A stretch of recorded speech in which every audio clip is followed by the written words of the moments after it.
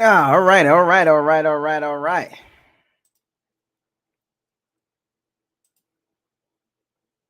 Okay, what's going on here? What we got? What's going on, everybody? Welcome to Bucko's Locker. Coming to you again with your host, Isaiah. Subscribe, like, comment, share on all the videos. And don't forget to hit the notification bell icon to notify you on all new videos that's posted on this channel. Shouts out to all the Power and C bands. Keep supporting all Bucs platforms, whether you like them or not. Support them to a degree. But at the end of the day, we all on the same ship. Happy Tuesday. I got some mac and cheese cooking in the oven. I've been testing my mac and cheese out. I've been trying to get that right. You know, mac and cheese is a very important dish, especially for my daughter. So I'm trying to perfect that and get it cheesy and creamy. It ain't easy, folks. Trust me. Sometimes it's too chunky. Sometimes it's not enough cheese. Sometimes it's not enough carnation milk and evaporation milk, for those of you that don't know what that is. Some people use heavy cream. Some use half and half. Some of them create a roux, some flour and some butter. Make a roux out of that. Then you put your, I'll be cooking, man. When you got a kid, y'all know if you got a kid, you got to cook. But anyway, Sal, Rip, Perry, Alpha, Nickelberry, what's up, man? Cody, Aaron, Ames, what's up, man? Ryan, don't laugh at me, man. I'm trying. Hey, look, I'm a dad that cooks. I'm not a dad that eats out all the time, even for myself. What's up, Jason? Merry Christmas to you. Well, early Merry Christmas. So let's get to it. Let's get right to this. Remember, I told y'all yesterday. I wanted to get this. The fire the cannon situation. Oh yeah, so you know what I'm talking about, Alpha. You know exactly what I'm talking about. Get in that kitchen, you got to get it in there, man. I don't like to cook for a lot of people. I like to cook for myself or my daughter. Let's make something out of nothing. So then we got the best side dish ever. I like to cook for myself and my daughter. That's it. But anyway, yeah, this is about to be ugly. This is about to be ugly, folks. Let's get right to it. I'm trying to give everybody a chance to Hey Rod, what's up, man? Oh, he already coming into the locker room already. Good God. So you ready to come in now? I ain't even. Hey Rod, you ready to just jump on into the locker room, huh? I mean, good God. Can I get a chance to set up a little bit? You want to come in now? You can wait. I mean, like, I haven't even got to the walking the plank yet.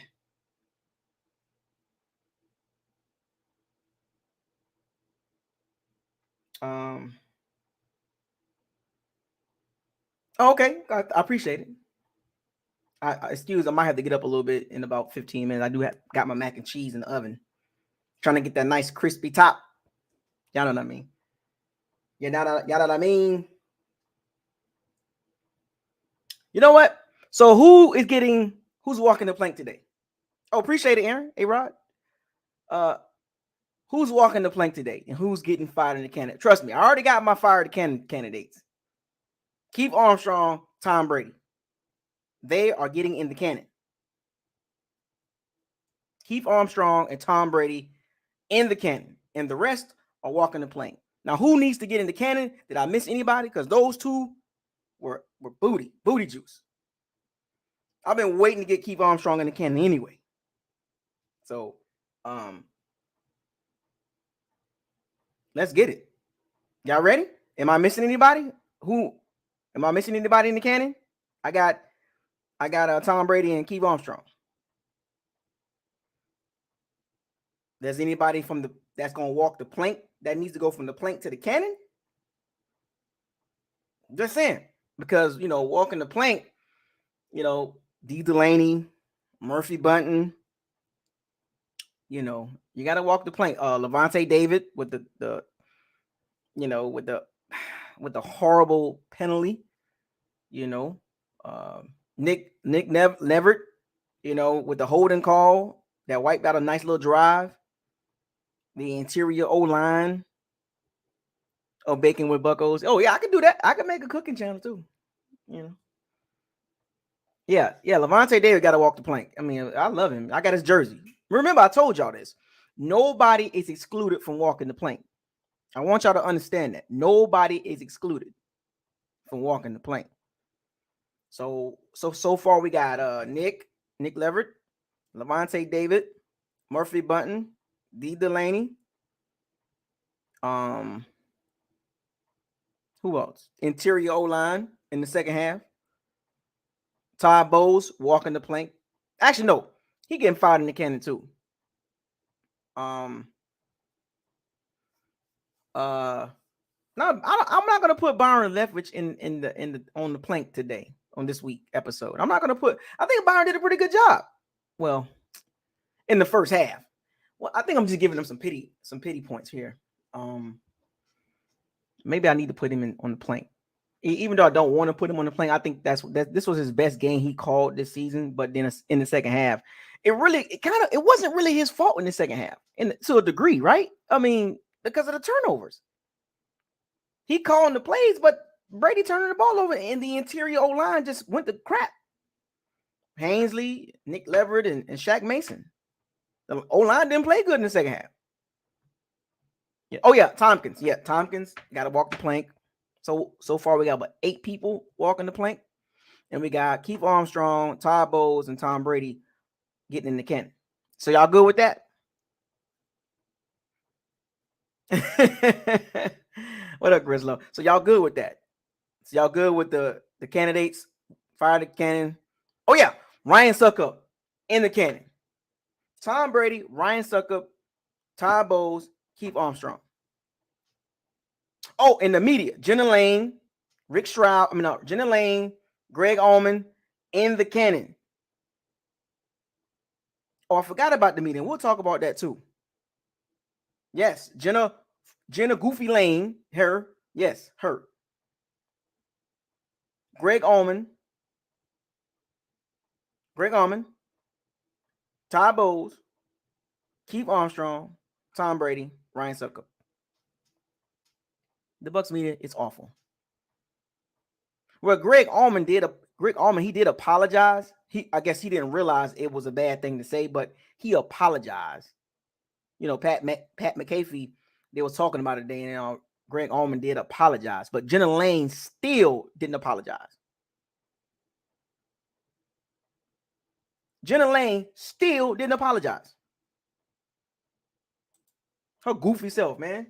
Bucs media is so goofy. I would say 80% of the Bucs media is goofy, and they literally just embarrassed themselves. And if you haven't seen the video, Gio Bernard got ambushed by the goofy Bucs media, led by ESPN's own Jenna Lane. Her goofy self. Goofy. And I'm going to use that word. I can use other words, but I'm going to use goofy, because that was a goofy thing that she did. And she act like she was doing something right. And she still hasn't apologized, because she is above everybody. She can do no wrong. I never did like her. And it's not personal. I don't know her personally, but as far as how she does her job, and I can tell you right now, she don't have a lot of fans at all. She don't have a lot of. If y'all go back and go on Twitter and go on that thread, so many credible people, even journalists, sports media people that's been doing it for years and decades, coming at her, and she is like blocking people and being condescending. Bucs media the team is already looking stupid already. The media just added more fuel to the fire. So she's going in the cannon, along with Greg Allman and the rest of those goofies. Once again, this is nothing personal to the goofies, the Bucs media. Bottom 5 in the NFL as far as media teams. And what's so crazy about it is other people that's media members was like they handled it, they did it so they handled that so unprofessional, so wrong. And they had the nerve to record it. So they knew they already had their story. Here's the thing about the media. Media just don't pop up and with a story. They do their little research and especially after the game. They already writing what they're gonna, or the questions, and they already kind of writing up something already. Not only they already have something written, then they go into the locker room to talk to these guys. And for some strange reason, record it, and then you post it like it's a flex. And you thought you did something. Why would she post the video? What was she trying to do? That video could have stayed in her archive, chilling. She could have just deleted. Matter of fact, she should have never recorded it. If you look closely in the background, the sound guy even was looking like, whoa, y'all coming to him. Like, go look at the sound guy, the guy that holds the mic, the boom. He was in the background like, oh, Lord. Even the communication, one of the media Bucs members, I guess you could say on communication team, he was behind the guy with the glasses. Jenna Lane was like trying to talk to Gio without asking the question. The dude was like, go ahead and ask the question. You're being stupid. And then they try to paint the picture like the reason why the Bucs lost or the reason why it went bad was because of Giovanni Bernard.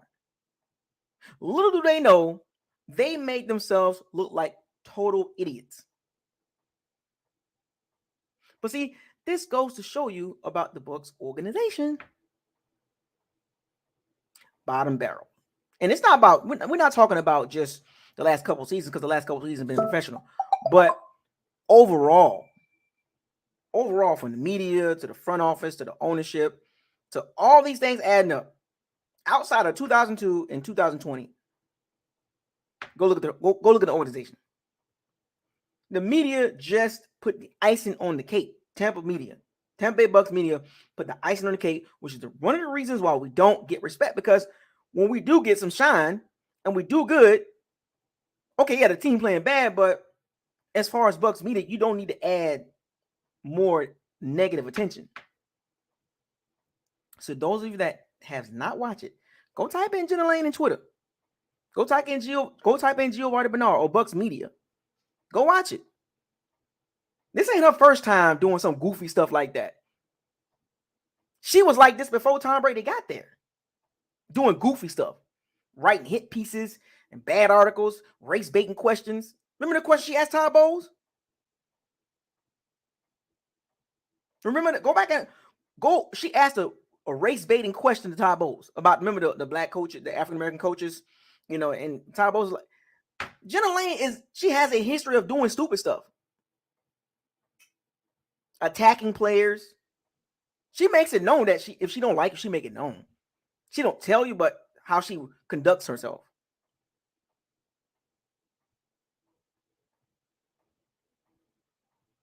So now the NFL world got a chance to see how the Bucs media really get down.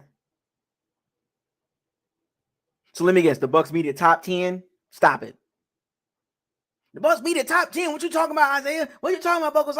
They top 10. They one of the best media teams in the NFL. Sure. If I can sell you a beachfront in Las Vegas, we good.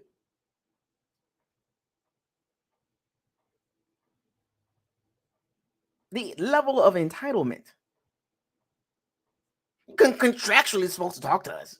If I was Gio, I would have walked out of there. I would have answered the question. I would have answered it one time, and we're done. Oh yeah, Grizzle. Yep, that too. She did Winston dirty too. Yeah. Vernon Hargraves, Winston. Yeah, she did them. Writing stupid articles. That's how she rolled. She's the worst out of all of them. Greg's not bad.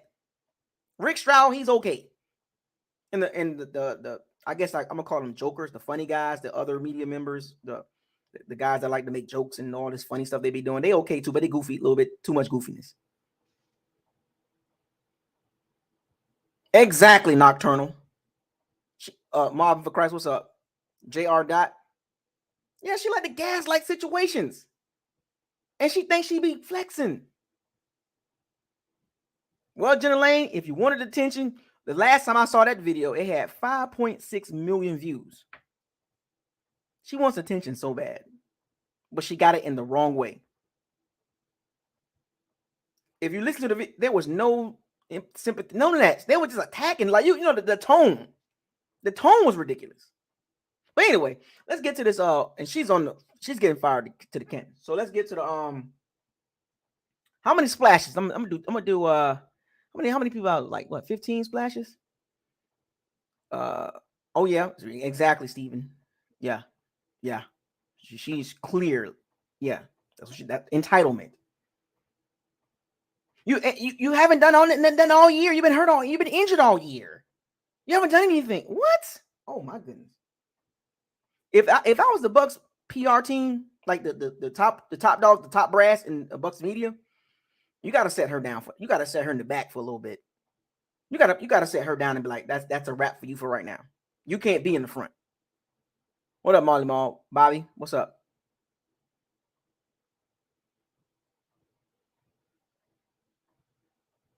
Yeah. They gotta pull her back. Not saying, not saying fire, because some people want her fired, but I'm not saying fire her because I don't want to see anybody get fired. But moving forward, they need to just put her in the back. She can't be in the front no more. Anyway. All right. So let's get to it. Form can follow. Let's get to it.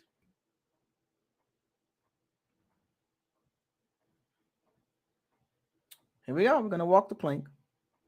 What's up, Rock 813?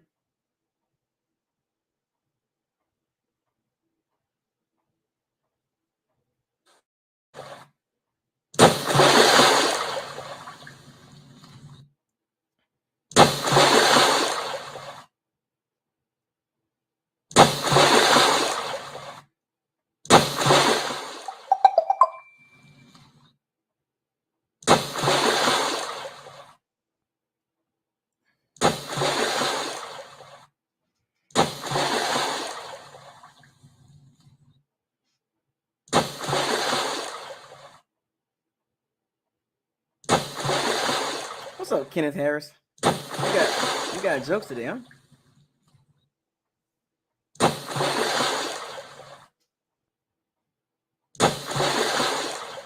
I got 5 more to do. 5 more.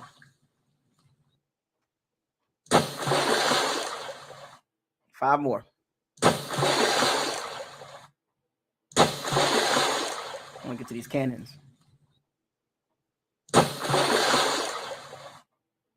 All right, so we're done. What's up, Junior Austin? That's funny, ain't it? I gotta check on my macaroni and cheese. Hold on. I'll be right back. So I'll get ready for this fire to cannon. Jenna Lane gonna be last.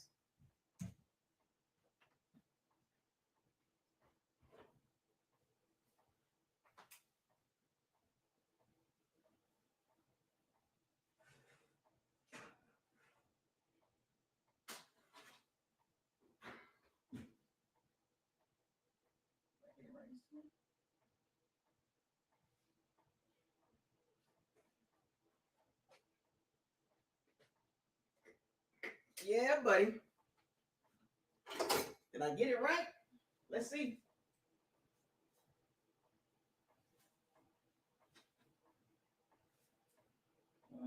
Kinda, sorta.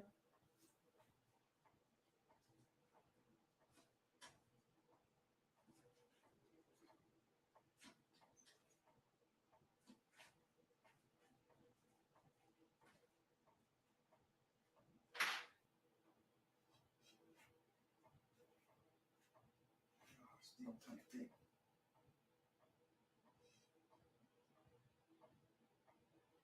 Why can't I get that right? But it's better than last time. Man, what the?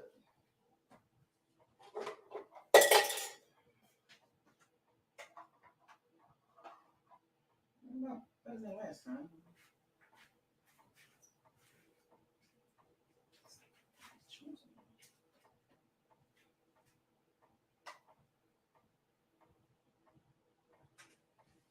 Look like that.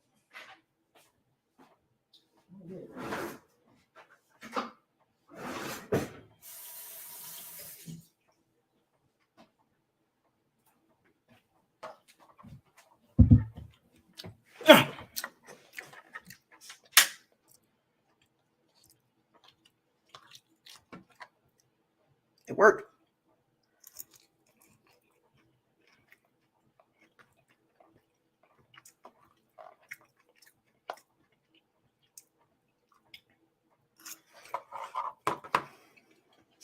That's good.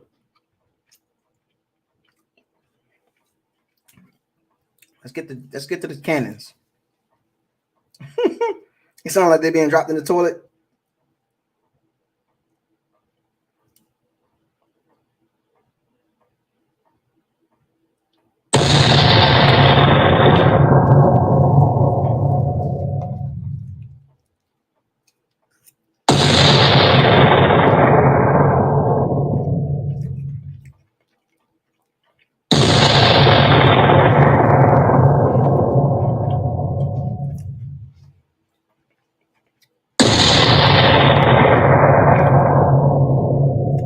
So fire the cannons.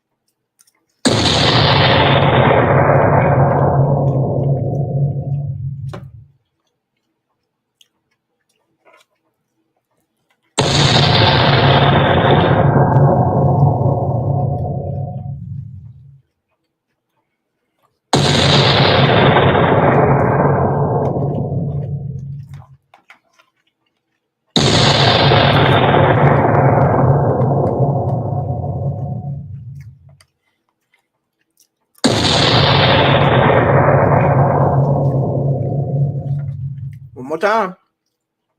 These last three for Jenna Lane.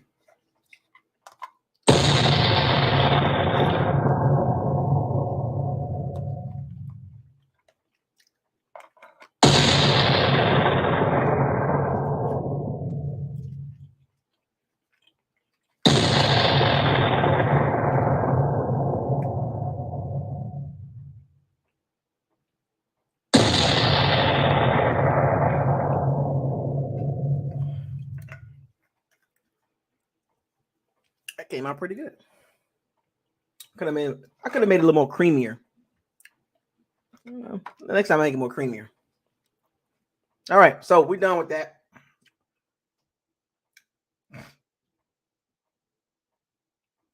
What the?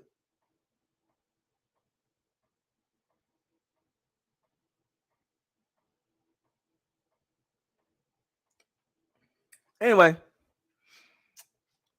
let's get to this locker room. All right, so what y'all got to say about the game? I'm listening. Let me get myself together. I'm listening.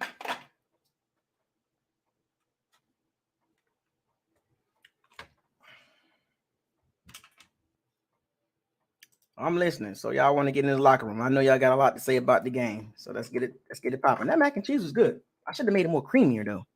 I need that cheese pool. That's what I'm trying to get. I'm trying to get that cheese pool.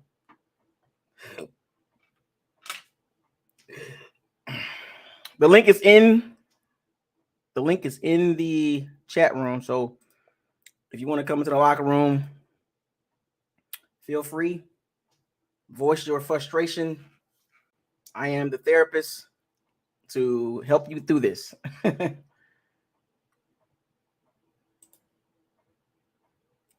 What up? What up? What's going on, man? Not much. Ah, man. It's rough, ain't it? So it's not our worst year, but it's getting up there. I mean, it's not 2-14, but Go ahead and talk about the game, man. I did enough talking about the game yesterday, so I don't need to keep going. Well, I was there too, as you know. Where'd you sit at? I was in 311. You were 3. Oh, you were like 2 rows over. No, but yeah, just turnovers are crazy. Like, have we even been like a turnover team like the whole year? It's just like, I think we turned the ball over like what 6 times these last 2 games.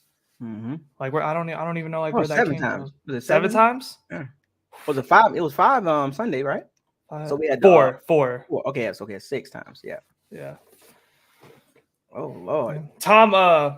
Tom took full responsibility, being the leader that he is on his Let's Go Hold podcast. on. Wait. Tom had 2 interceptions, 2 fumbles, and in the Geo situation. Well, that really don't count as a turnover. That's kind of like a loss of down. So I guess Yeah. So I mean, he said he took full responsibility on his podcast, I think today or yesterday. So let's see how it goes. The Geo situation kind of crazy. I don't ever think Geo's back there. So of course the other team like had to know like what was going on as soon as like he was in that situation.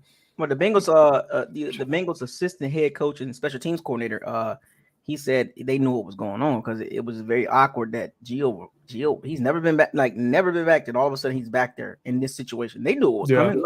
Like I went through it. I was talking about yesterday, and he wasn't gonna get that first down. No, they were coming from the outside. There was no way. There was no way. He's small too. He's small, so they just would have crunched him. Yeah. I was like, why just go for it? Like, just go for it. If you were gonna do all that, just go for it. I don't know if like they were trying to make a BQ against his old team, trying to like get like a 1-up. Like, he made it so obvious too. Yeah, it's like why? It's like you said, Todd Bowles signed off on it. He did. He signed off on it. It was just signed off on it. strange. Like Keith Armstrong was like, "Yo, you want to do this?" He's like, "Hell yeah." 17-3? 17. Like, why? All right.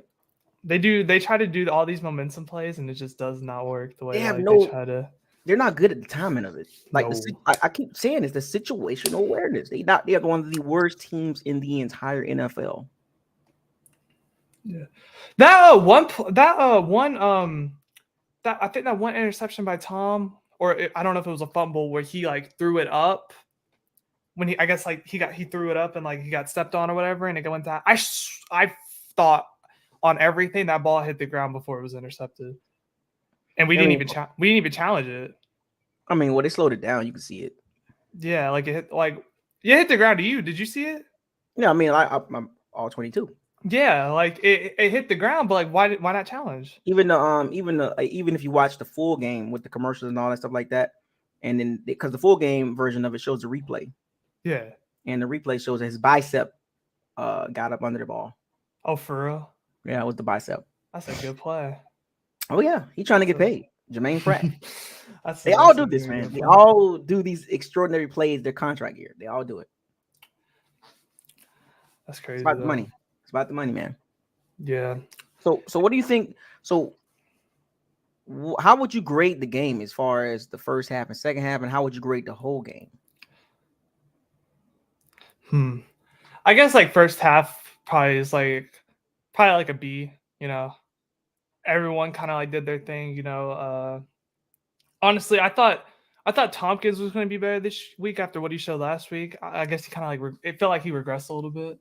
I don't know how, but it felt all right. The defense was playing really well. We went 3 leading into the half because they let him get in field position for some unknown reason. Played that prevent or whatever.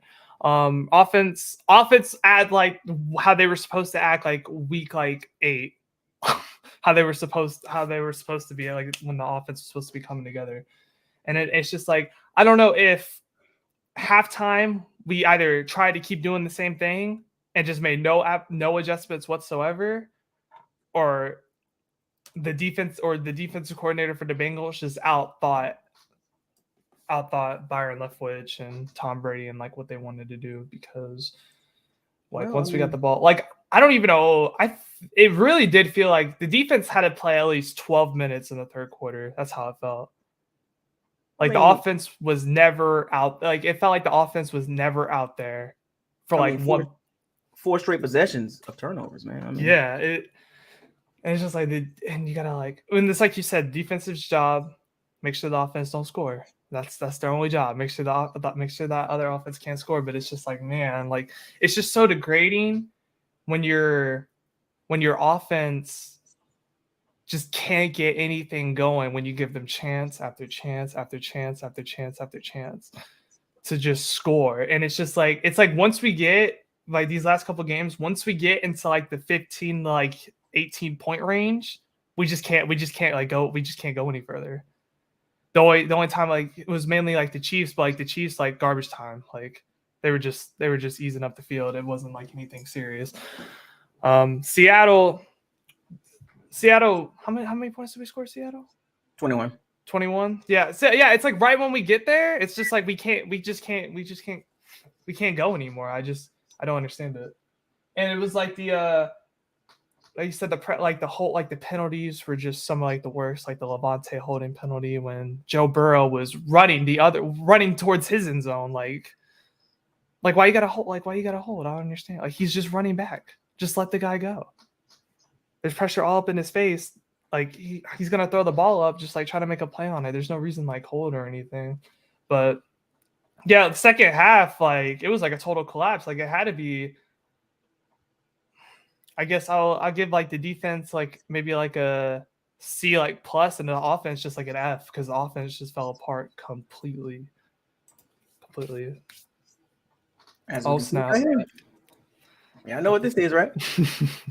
Oh, you already had a timestamp. When you was talking, I was just going right to it. I was yeah. This is the punt, isn't it? Yep, this is the punt, gentlemen. Oh boy. Now, the entire season, they've never even attempted to do this. Yeah, we didn't get cute on punt, did we? Like ever? Never. No. But for some strange reason, this particular game, it's let's get cute and put the guy that used to play for the Bengals in there to make it more obvious. You could have used anybody but him. Matter of fact, you could have used. See, that's the problem with when it comes to film study.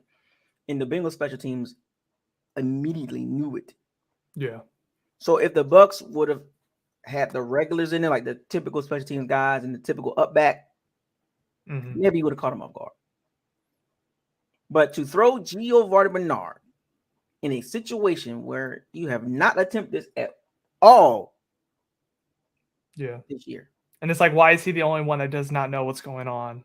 Why is he the only one that does not know what is happening? Why did no one tell him? No one like went over it like again just to make sure everyone knew. Like, why is he the only one that did not know what was going on? Before he hit that field, it should have been okay. Everybody good on the same page? No, is that everybody like double check, triple check, quadruple check? Because like when they're on the field, like they didn't even say anything to him. Like he's just sitting there like it's probably gonna be like normal or something. Because running out there, they run right into they don't huddle up. To punt the ball, they run out there. So, everybody should have been like, check. Everybody should have been like, we good. You know what I'm saying? Like, because before you run the play, you got to make sure you get the look you need to run that play. Yeah. In the lineups, they practice this. So you have to get the look to run that sneak or the fake. And when you don't have the look, you check out of it. So why we didn't get any communication right there? Yeah. I wonder what came across Gio's mind because he's never right there. So like when he was there, I just wonder like what he was thinking. I mean, was he like, yeah, where they think he was going? That plane was like so rigged from the start. Like where could he have gone even if he caught it? Look, there's already someone in his face. Even when he caught it. He couldn't go anywhere. I don't even know why he did it in the first place. Look. He couldn't go. Like 51 was right there immediately. They saw it. Look, 51's right there. Like, where could he go? He wasn't going anywhere. And they try to make it seem like, he would have got the 1 yard. Yeah, some fans told me, he could have got like 5 yards. Okay. He would have got toe up. There's already 3 Bengals down there, and it's not even like 2 seconds went by. They ran straight to him. Yeah. They ran straight to him. They didn't run to the punter. They ran straight to him. What? Idiot. Look at 31. Look at 31. Go back. Look at 31. I want you to see this. Look at 31. Watch what 31 do. It's on the bus. I want you to see what 31 do. Look. Oh, he points it out. He's like, Gio's not supposed to be there. It's my daughter say. He's like, Gio's there. What's going on? He pointed it out. How obvious can you get? Oh man, Gio doesn't even look like he knows what's going on. He's just standing like he don't even know.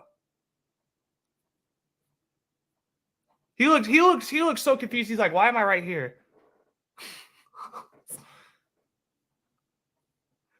Oh man, 31 pointed straight to him. Gio's like, "Why are you pointing at me? I ain't doing anything."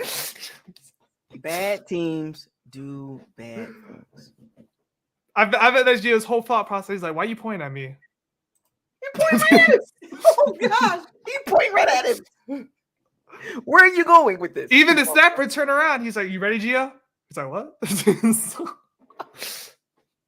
Where are you going? Oh man. Oh man, that's crazy.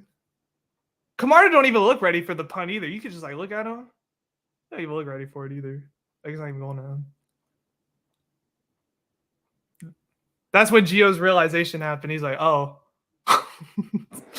Look how Jake Camarda was lined. Look how he was lined up too. Yeah, he wasn't even lined up to like take the snap anyway. Oh man, this is horrible. And look, 51 right there. Already. Look, he was already going that way. He was going to cringe him. Oh man. He wasn't going to get that yard, folks. I don't know what Tony Romo was thinking about Jim Nance. That was ridiculous. I was listening and I was like, oh my gosh. Tony Romo really wanted the Bucs to win this game, I feel like. He has no ideas. I mean, Tony Romo, he knows his stuff, but yeah, in this particular play, it was the play was there. The play was there. I'm like, no, it was not. That was just a bad blocking scheme too. Like for that play, like you had everybody running in the middle. Yeah, like there's already two guys that's not even being blocked. Like that was awful. Awful. Sal, what's up, man? What's up, bro? 31 pointed it out. That's insane. To me, it looked like Gio was looking like, I think they know what the gig is up, fellas. that look, he's looking like, I think they know.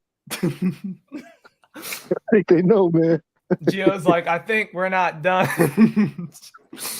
He looking to his left. He looking over here. Yeah, he's like, don't even know. You think Chief Armstrong's on the sideline? Like, you get Pay attention, Gio. Like, look back. When you really look at the formation, it don't even look like a normal punt formation. Yeah, that's not a normal punt formation either. Like, no one's getting like the block or anything. Jake, look how he lined up. Camarda's not even looking like he's getting the ball. He's just looking. He's looking at the long snapper. Oh, like Gio's still not ready. He's still not ready. he's still standing there. Oh my god! Look at this, man. Look at this. Look, his arm still ain't up yet. Now look at 51. Oh man. He wasn't gonna be. Look. They was going right here. They was going straight to him. Straight to him. And 59 was ready, even if he went over on that side. Yeah, there's nothing he could do. Nothing he could do. And he little, so he wasn't gonna run over people. Nope. He ain't gonna put his hand out and throw him on the ground. The ball coming and he ain't even looking. No. Boom. He boinked on him. Boinked him in the head, man. It's just one more time here, man. There's no reason why he shouldn't have known what play was going on. Like, I don't understand. I like this right here. He pointing right at him. I would have called a timeout. As soon as he pointed, I would have called the timeout. I'm like, oh no, check out of that. Man. Yeah, timeout. Like, Bowles, as soon as you see that point, call timeout. Because you already know that's not working. You should have known how this block was, that this wasn't going to work, to be honest with you. Being honest. Cincinnati said it. They said they knew it was going to be a they fake. said they already knew it was going to happen. Because Gio hadn't been, they watched the tape, and Gio hadn't been in on a kickoff or punt kick the whole season. Todd Bowles signed off on that. But he doesn't have to get cute against his old team. Like, he doesn't have to. Like, we don't have to put him in that situation. Our pass rush is bad too. It's just crazy that they chose Gio over everyone else too. Yeah, pretty much. Our pass rush is not good. Yeah. So what you got for the game, man? What you got for the game? To tell you the truth, I got a little optimistic. I ran into the store at halftime.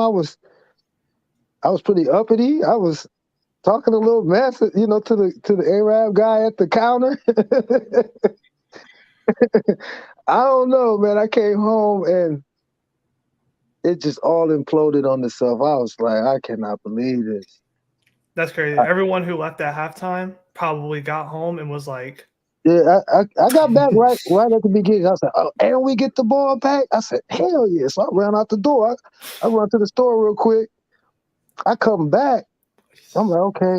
I said, that's, so in my mind, I'm thinking, why they going away from the motion? That motion in the play action was kind of working. I was like, okay, whatever. We're going to punt it. And then they tried to fake. Oh, Lord. Okay, we still good. And then the 4 straight, I don't know, man.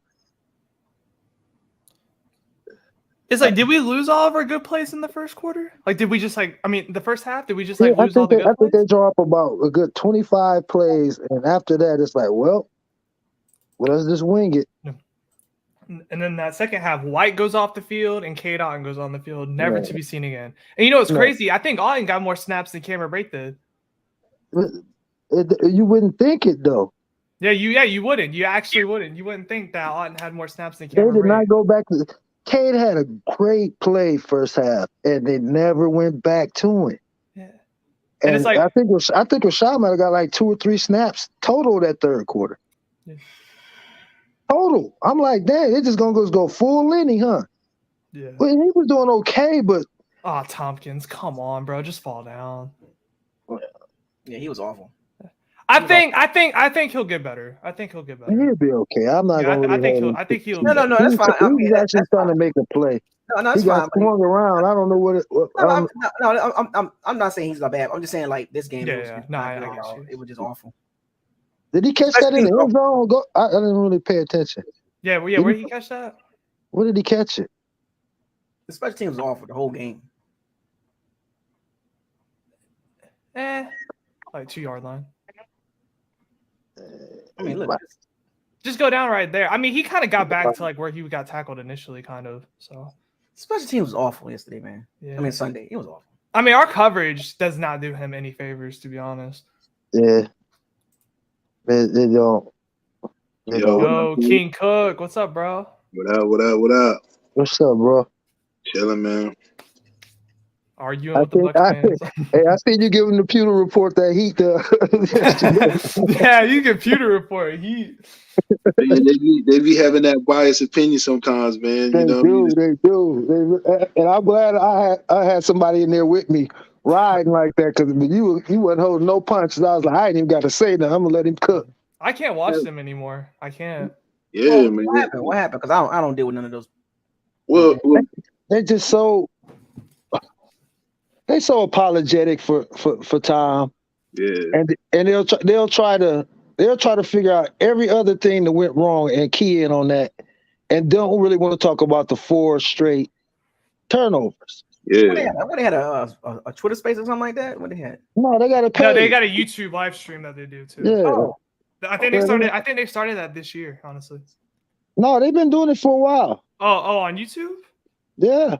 Oh, I thought they just had that podcast. That was it, pretty much. Yeah, that's what they do, and they kind of go like they do their little reviews and all that. I listen in because I like to hear different perspectives from different people. But yeah, they were sickening yesterday. Yeah. They really were. And what really got me was, when he said that Tom Brady's only been playing bad the last 2 weeks. So that right there, kind of got me. I'm just like, all right, son. They always got the smoke for Bowles and Byron, but they never had the smoke for Jason Light. Yeah. So I'm like, yo, if you always got the smoke for Byron, and I mean, I distinctly remember breakdowns, them giving clips of the interviews post game and during the week and all that. Right. But yeah, still nobody on that platform ever talks about Light. They never talk about the draft. They never do. And then they always be like, well, he got such and such, this and that. And I'll be like, but look how that panned out. Right. It really didn't pan out well. As far as his drafting goes, he's really 50-50. It ain't really never. It's a hit or miss. There's no in it's a between hit or ever. miss. It's never. And then they were talking about I'm trying to think. They were talking about somebody that they drafted. Yeah. He said they rushed Luke Gedeke in. Yeah. I'm like, well, look at everybody they passed up to get this guy, and look how high they took him. I said they took him high in the round. How can you don't? That's not rushing a high second round player. Second round pick starter. That's a starter. Yeah, he's supposed to be a starter. Right. What are y'all talking about? Hey, Bucko, that's that goofy. Yeah, they're real goofy over there. Goofy. They're real goofy over there. That's man. I'm just like, bruh, like in the game itself, I mean, the game wasn't surprising to me at all. I mean, I think if anything that was surprising to me is the fact that we just jumped out on them early like we did. But yeah, for me, that actually gave me a tad bit of hope. I was like, maybe we can pull this off. But I'll get what y'all saying. You know, the defense got a hold. You know, to stop. But we're talking about Cincinnati, a hot team with weapons all across the board. Mm-hmm. You can't keep putting your defense. I mean, they starting the ball on a 35, to 30, to 17. I'm like, come on, man. You're not going to be able to keep them out of the end zone for much long. The defense Even Bray got looks tired. confused. You see Bray? Bray looked at Tom like, what am I doing? Do you see that? Why are you throwing the Bray? Honestly, like, why are you throwing the Bray? Why? Hey, look, bro, it did Bucko. Yeah, watch the pre-snap. He looks at Tom like, where am I going? And Bucko, you touched on this yesterday on the live. The drive for me that showed that the comeback was coming was that last drive to end the second half when they went right down the field with no timeouts and like 5 or 6 plays and got that field goal. Right, because it's like the Bucs went into like prevent. I'm like, what are y'all doing? Yeah. It's like they don't want to they're scared to put their foot on somebody's neck and just. You did the same thing the Rams did. Perhaps. Yeah, and that's exactly. And they killed. Oh my god, and three people too. Look at this right here. Look, yeah, he's looking at him. He's like, what am I doing? He already don't even know what route he better run. Hey, what am I doing? He's pointing at him like, you go there. He's like, what? It's like if he blitz, you know, you pick him up, you know, kind of a checking out like a hot read type situation. Why is K-Dot not there? Why is K-Dot not there? Yeah, he's clearly the better tight end. I don't. Why is K-Dot not there? I don't understand. And look at the Bengals cover. I want y'all to take a look at this. And I always mention this about the Bucs scheme, right? And how they run their routes and when they run them and the down and distance. Look. Mm-hmm. Now, here's the Bengals. You got 4 guys going out. 1, 2, 3, 4, 5, 6, 7, 8 guys dropping. They rushing 3. Now, look. Nothing attacking. Nothing pushing this guy back. Nothing pushing this guy over here. The same. They running the same exact route over here as over here. Now, I want y'all to look at this. Look. Tell me that ain't the same routes. Exact same route. And a check down, not even by the first down. It's not even close to the first down. And a check down. So if he catches the ball, he's tackled. And then you bracket it. They bracketed Gow and they bracketed Brady. In these situations, Brady likes to throw these 2 routes. Pick a side. Yeah, it's like they're catering to what he's comfortable with. But when they should be stretching the field right now, pulling those defenders back. You got to pull this guy back here. Yeah. You got to pull these guys back to get these underneath routes. Exactly. And the thing about the Bengals are so well coached in the second half, the adjustments they made, they knew the Bucs how the depth of their routes are not always first down routes. Yeah. You notice that? Well. And look at it. They sitting right where they did. And that's exactly what they started doing second half. They start sitting on routes. They start sitting on them. Look, nothing here. Nothing to move this guy here. He could have threw sideline to Evans too, and he probably got that first down. No, You don't think so? no. You think that corner would have got there first? Jackson Hill would have got that. Brady's that's too tight of a window. Yeah, I can't trust Brady to throw it over. This was a tight window.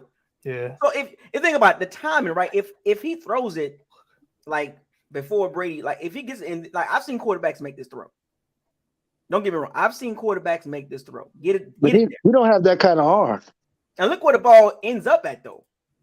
It's on the outside. It's a bad throw. I feel like going to Brady in that situation was already a bad play to begin with because Brady didn't even play from the get go. Yeah, but he threw it on the outside. It should have been on the inside. Inside. That way you protect the ball and the player. I've been saying it for weeks, man. That's what I'm saying. He was just better off throwing it to Fournette. I'm trying to tell y'all, like with the Byron Leftwich situation, Byron takes a lot of heat, but this is Brady. It's Brady. It's the little things that he normally don't do. He's been doing. Right. Look where Brady's going.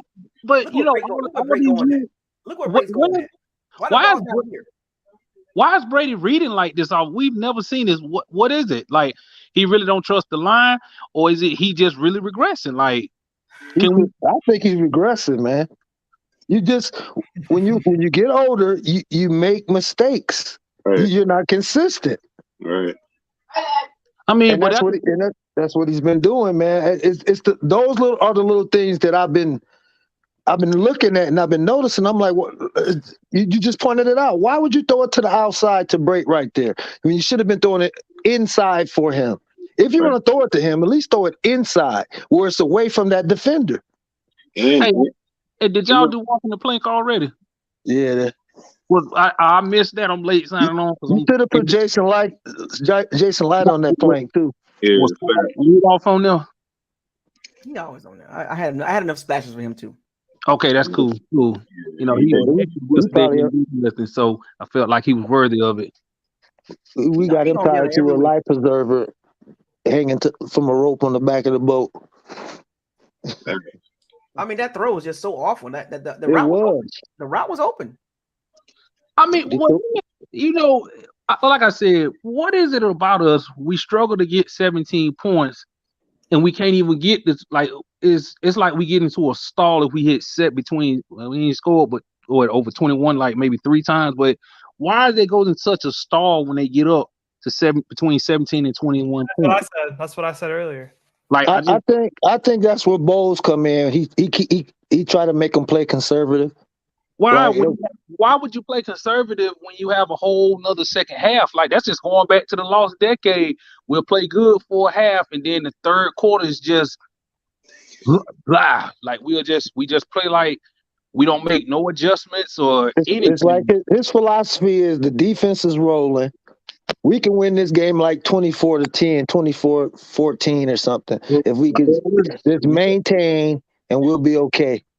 You saw that drive right before half. Like that was the turning point right there when they scored that field goal with no timeout. I said, they're the hottest offense in the league right now. You're not going to keep them.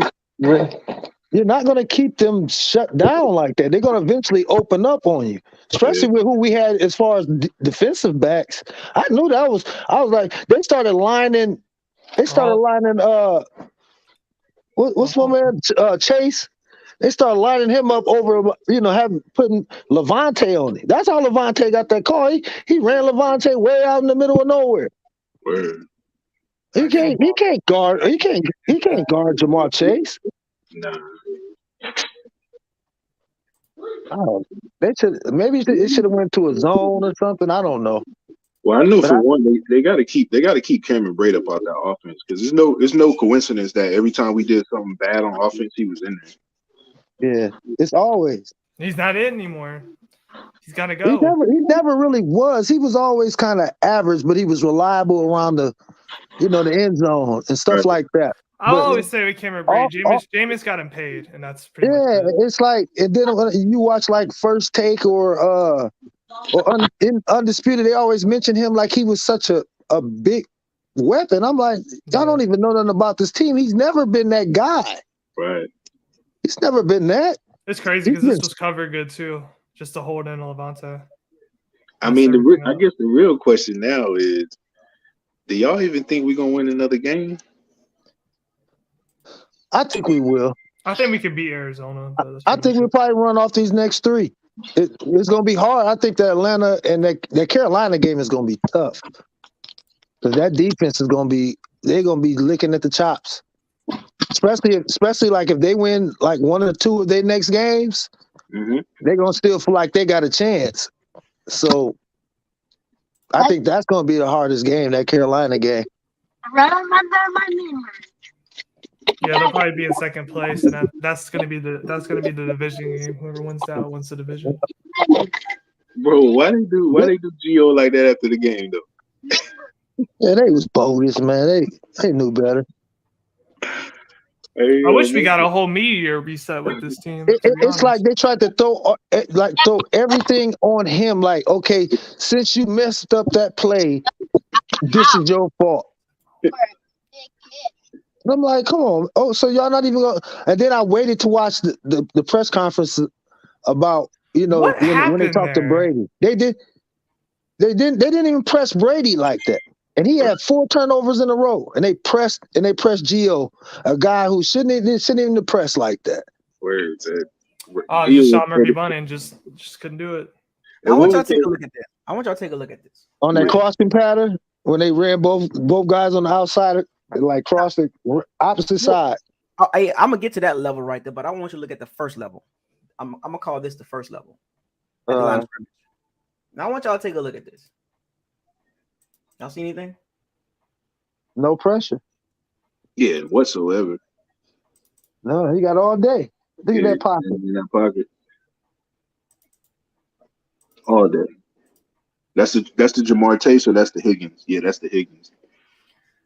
Now the second level. Let's look at the second level. They're running crossers. It's just X. It's an X. Mm-hmm. It's a crossing route. Both sides. They run the same route and try to cause confusion. Right here at the touching point, the crossing point. Now Carlton Davis. This is where he's got stuck at. He saw T. Higgins coming. You can see he tried to plant and say, "I got to get out of his way. I don't want to cause no pass interference." But you got Chase going underneath T. Higgins, and Higgins going over the top. Now Carlton's got to make a decision. Do he turn and run with Higgins?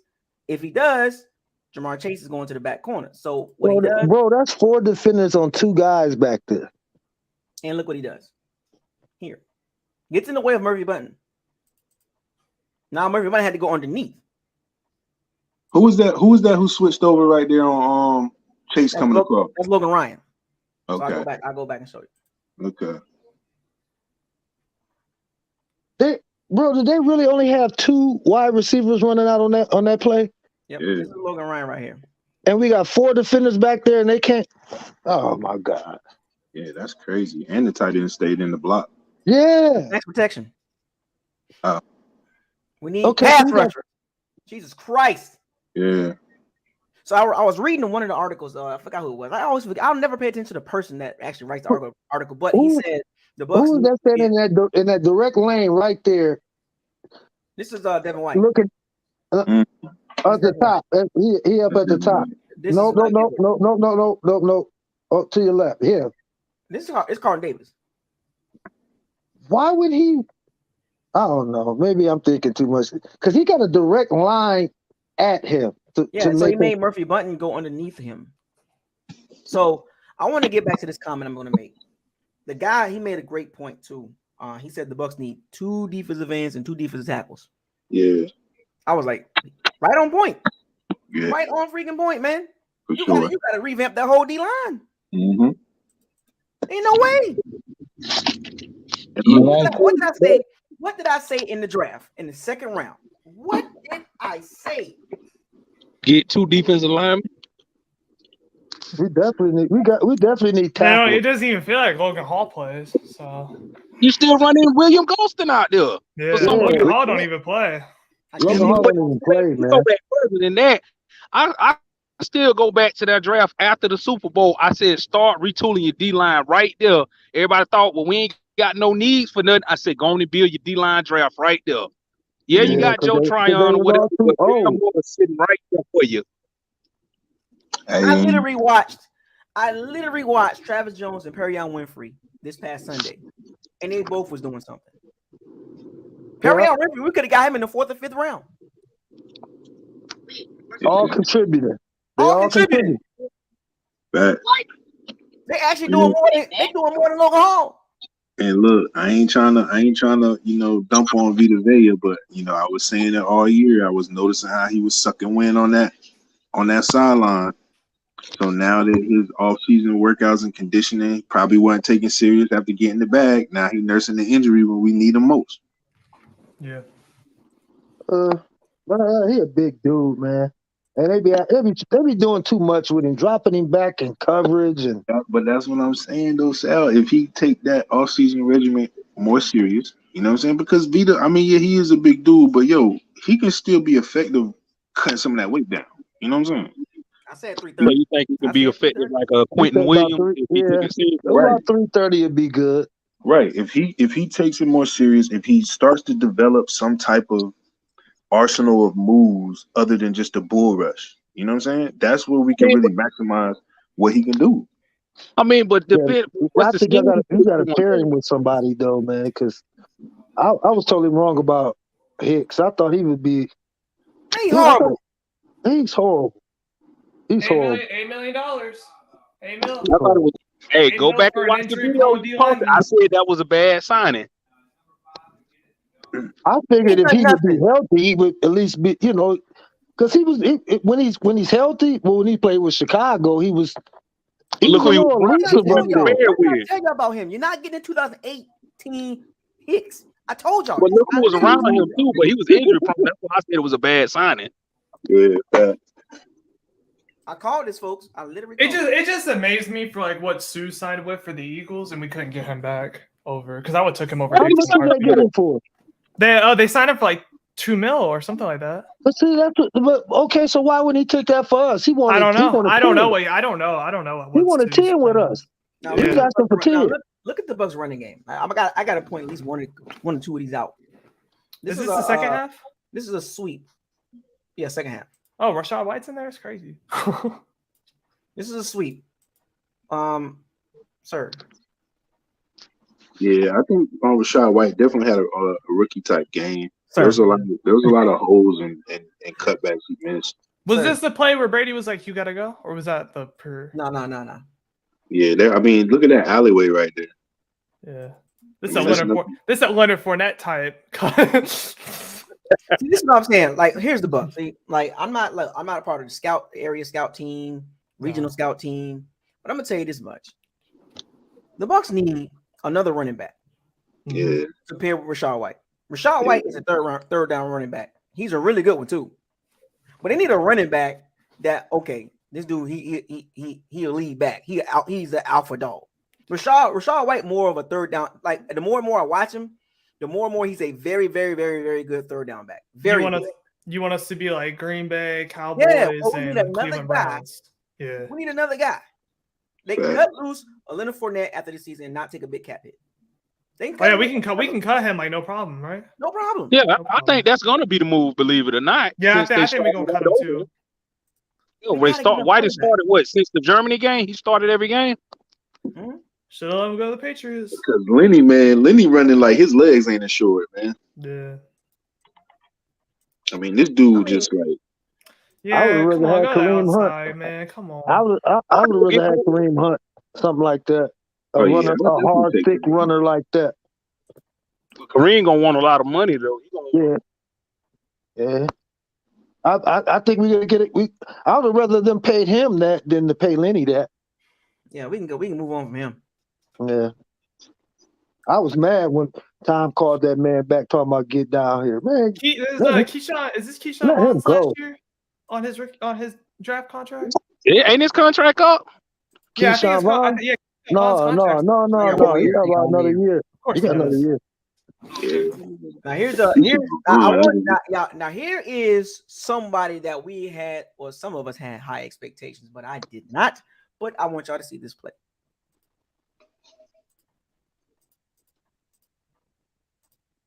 And who is this here? Oh, Gage. Oh yeah, him. That guy. Oh, Gage. Come on, bro. Who is that now? Oh, So you see. Russell Gage. number 17. My fault. Number 17. That's our $20 million receiver, right? Yeah, Guaranteed. guaranteed. Right there, 20 mil. And That's your ball. And we couldn't re-sign Kappa and Whitehead with that. bro, we spent money the wrong way, man. Right. We literally did. We literally spent the money That's wrong. Jason. For sure, we did. Oh, man, we could have kept Whitehead too. Crazy. I was very upset when we let him go. I was like, no, you don't get rid of your thumper. He the one that always ignited the defense. He'd come in, lay a good hit in, and it'll just chain react to everyone else. And the very next play. Now remember, if Gage catches that ball, this play doesn't happen.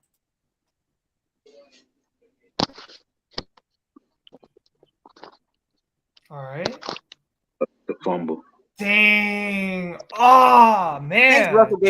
Thanks, Russell Gage.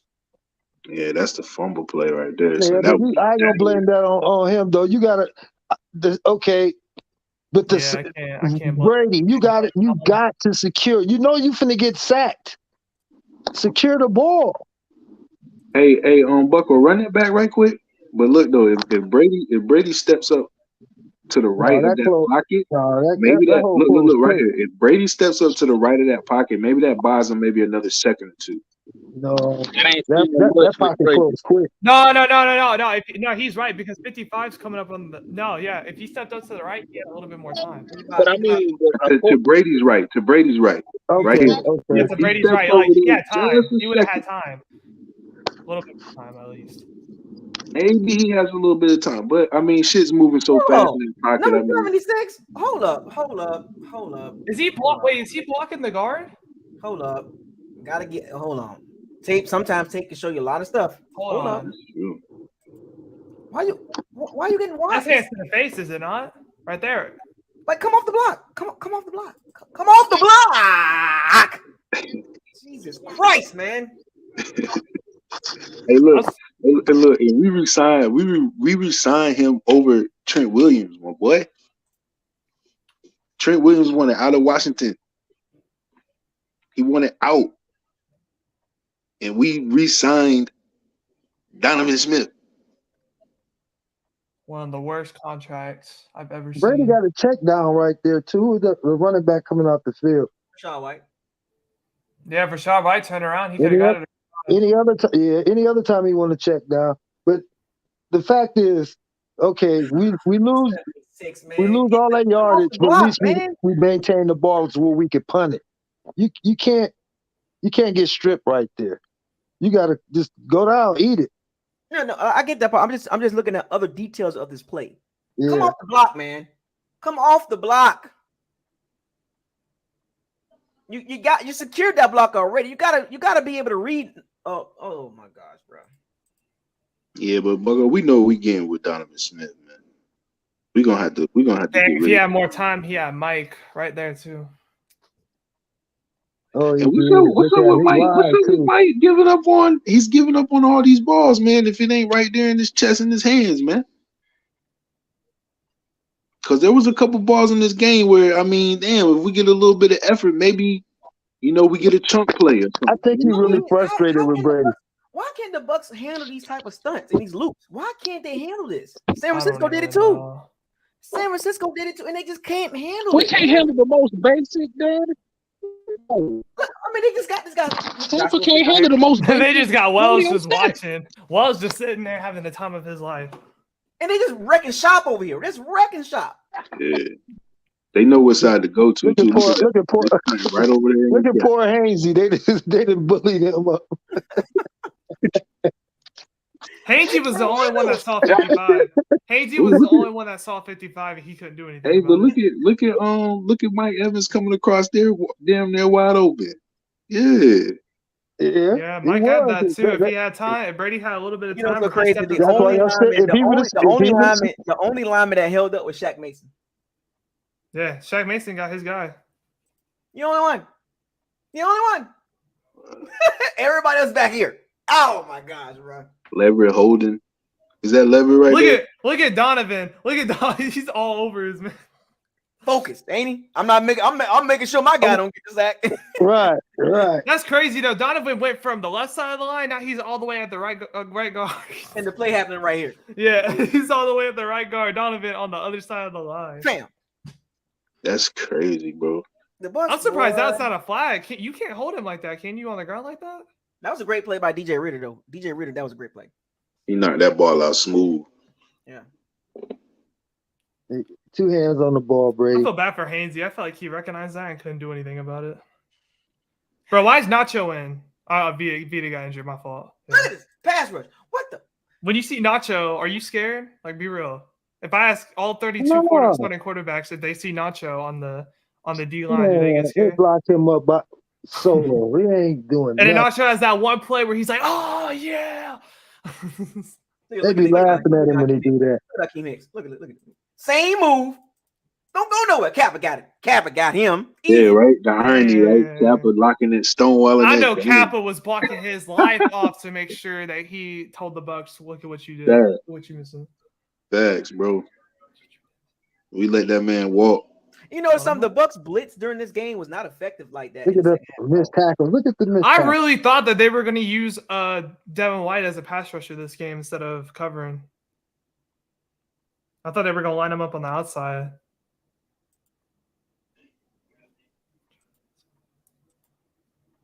Oh my gosh! See the Bengals made their plays when they made their plays. We did not get these picks. We didn't get them. I think we dropped 3 picks this game, if I'm not mistaken. What you doing? Oh my gosh, bro! Just stick your hands out, bro. They got like the worst hands ever. We probably have like the worst hands of any defense. That's how it feels, honestly. Bro, stick your hands out. Just two hands.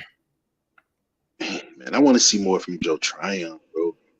Bro, you read it. You saw it. He was right there. Stick your hands out. Stick two He was right there. Yeah, I remember that play too. I'm like, why Joe Burrow trying to be like Patrick Mahomes? Try to do a throw like that. We're just like side sling it. Joe Tryon, man. And maybe he chose to knock the ball down instead of just catch it. Just catch it. it. At least try to catch it. Yeah. We just know So that the you didn't Bengals- give any effort to catch The it. Bengals made their plays when it was time to make the play on defense. Right. They made their plays. They caught the interceptions. They got them. Side note, I love them uniforms, man. Why we only wore them once? Yeah, we need to wear those more often. I like them uniforms. Now, the next play.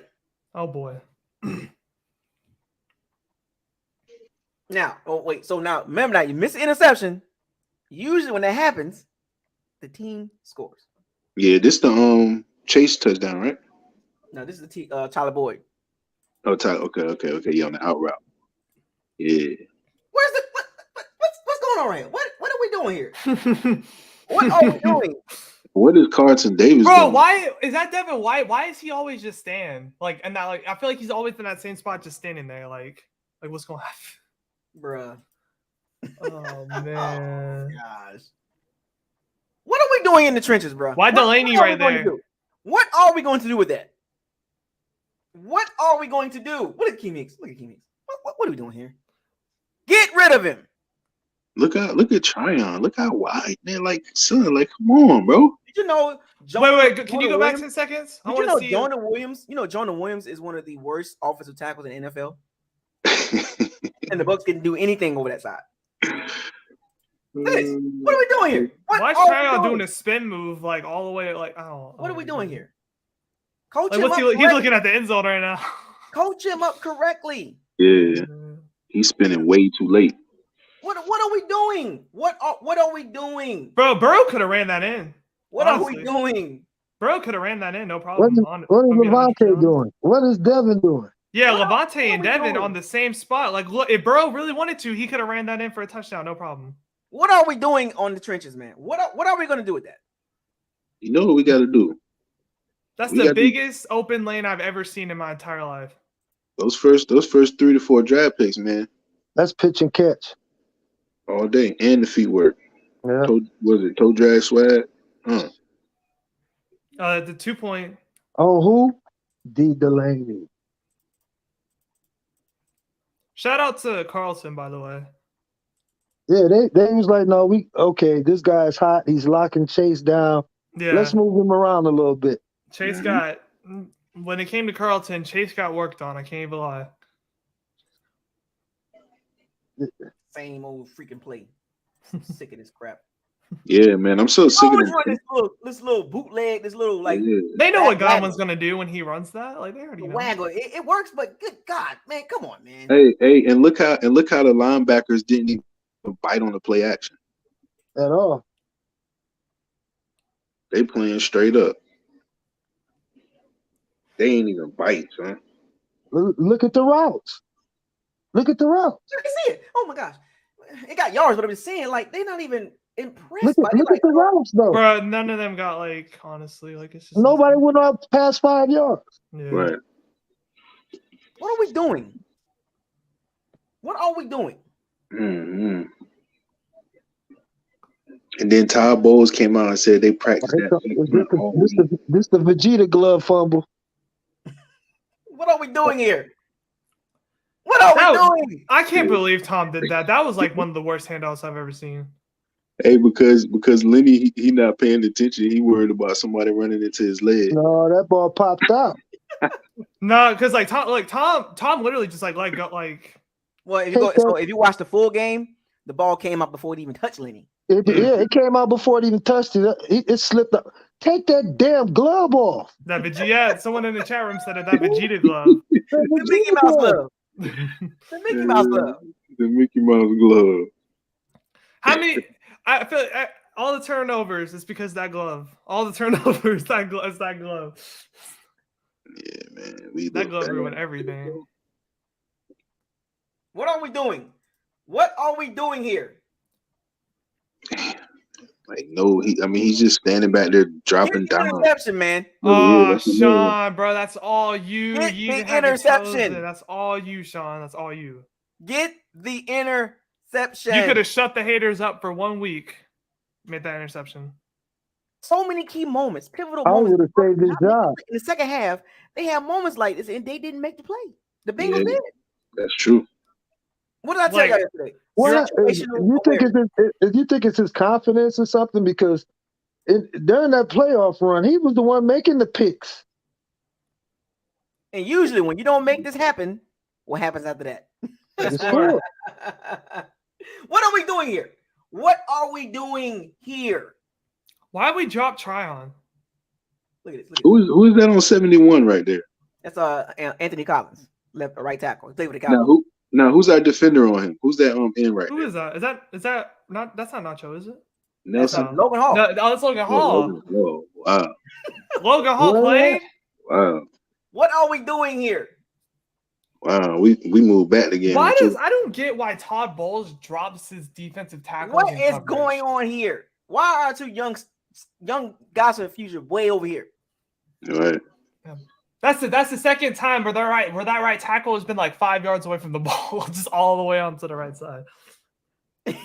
Somebody said, hold on. Somebody said hamburger helper hand. Hamburger helper. Hamburger helper glove. Take that damn glove off, man. What is wrong with you? Oh man. That fumble should be the reason that he gets rid of that glove.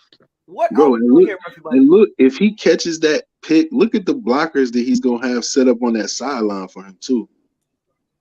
Oh yeah, he got a nice little return right there set up. Exactly. Make the catch, bro. But like you say, man, it's the little things, it's situational football, all of that plays dividends, man. What are we doing? Yeah, man. It looks even worse on the All-22, man. When you slow it down. Let's not even talk about the sack. The sack we had for 20-something yards, and then we get the damn holding call on Levante. That was killer. Yeah, and that was the direction he was looking at too. He was trying to go there because they knew they finally start running that matchup, putting Chase on the linebacker. Yeah. That's where they wanted to go. And another one. This is a big play right here too. Third down. What are we doing? Yeah, who is that? Why do we give him so many yards? And this is what mobile quarterbacks do. The ability to move in the pocket. Here we go. Look. Step up. And let me run up a little bit. And bingo right here. Mobile quarterbacks do this. Mm-hmm. What are we doing?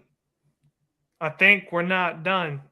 Who is that playing safety? That Edwards? Yeah, Edwards here and Levante. So why, knowing Joe Burrow likes to run around and scramble and escapability, in this situation, you probably should have had somebody on it. Yeah, why is Devin White not on him? What are we doing? Where is Devin? I'm chasing behind him now. No, he had on red. He had on like a red t-shirt. I don't think is Devin in there. I didn't see Devin. Devin White. Yeah, he's by the 30. He's blitzing. Okay. Yeah, Gotcha. he's blitzing. And the thing that didn't work the entire game. It didn't work. He's playing behind his player too. I don't even know. And they kept doing it. The Bucs kept doing that same up the middle blitz, and the Bengals interior blocked it very well throughout the game. You would think after the third time it don't work, you would switch it up. It's not working. Alex Cap, a great pickup. Let me get Devin White out of there. Let me get Devin White out of there. Can you imagine we switch like Alex to like left guard or something? And that was a huge Shaq play. Mason? That was a huge. It was 27-17 on third down right there. Mm-hmm. Huge. Situational awareness. Situational awareness. The Bucs, time and time again, just don't get it. Got rid of Alex. Game, they play good. The 20%, that's what makes them lose the game. And it's big plays. The 20% is big plays. Mm-hmm. What are we doing? Mm-hmm. Playing 10 cornerbacks playing 10 yards off, 11 We took yards. out Alex Kappa for Luke Gadecki. Look at this. Look, we got Pat O'Connor, Carl Nassib, Tryon, and Logan Hall. Yo. What are we doing with this match? That is nothing to get scared of. Nope. Who's scared of Pat O'Connor? Are we serious? We always, I don't know why we draft like the slowest pass rushers like known to man. Where is he going? What are you doing? Where are you going? Look at the great pass off. Look at the great pass off. Yeah. Great pass off.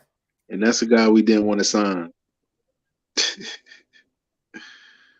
Great pass so off. crazy. And look how he picks up Devin so smooth. And now, if I go back 10 plays and saw the Bucs O-line, they couldn't pass off nothing. Oh, nah. I feel like he knew what was coming. No. What are we doing? He did that like he knew it was coming. If Tryon could stop overextending plays so much, I feel like he'd be doing really well. Because he's all speed. He don't have no he move. goes too much. He gotta hit that. They use that speed against him. All they do is force him out and make him go wide. I think he'll learn though. I think next year and the year after, I think he'll get it. I think he's gonna get in the spin move. Because with the speed he got, he need to go call up LT and be like, man, teach me that spin move. Why is Keanu Neal on him or is Levante on him? I didn't even see this touchdown. I was at work. I didn't even see this touchdown. Fam, what are we doing here? What? Look at what? Why is there so much space? What are we doing here?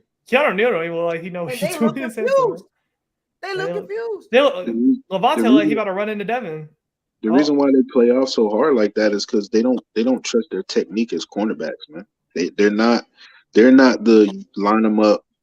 Whichever receiver's getting hot, you're just gonna follow them all game. We don't have. So the Bucs are in a nickel. They are in a nickel right now. And that's what I hate is because we have big corners and you're not pressing.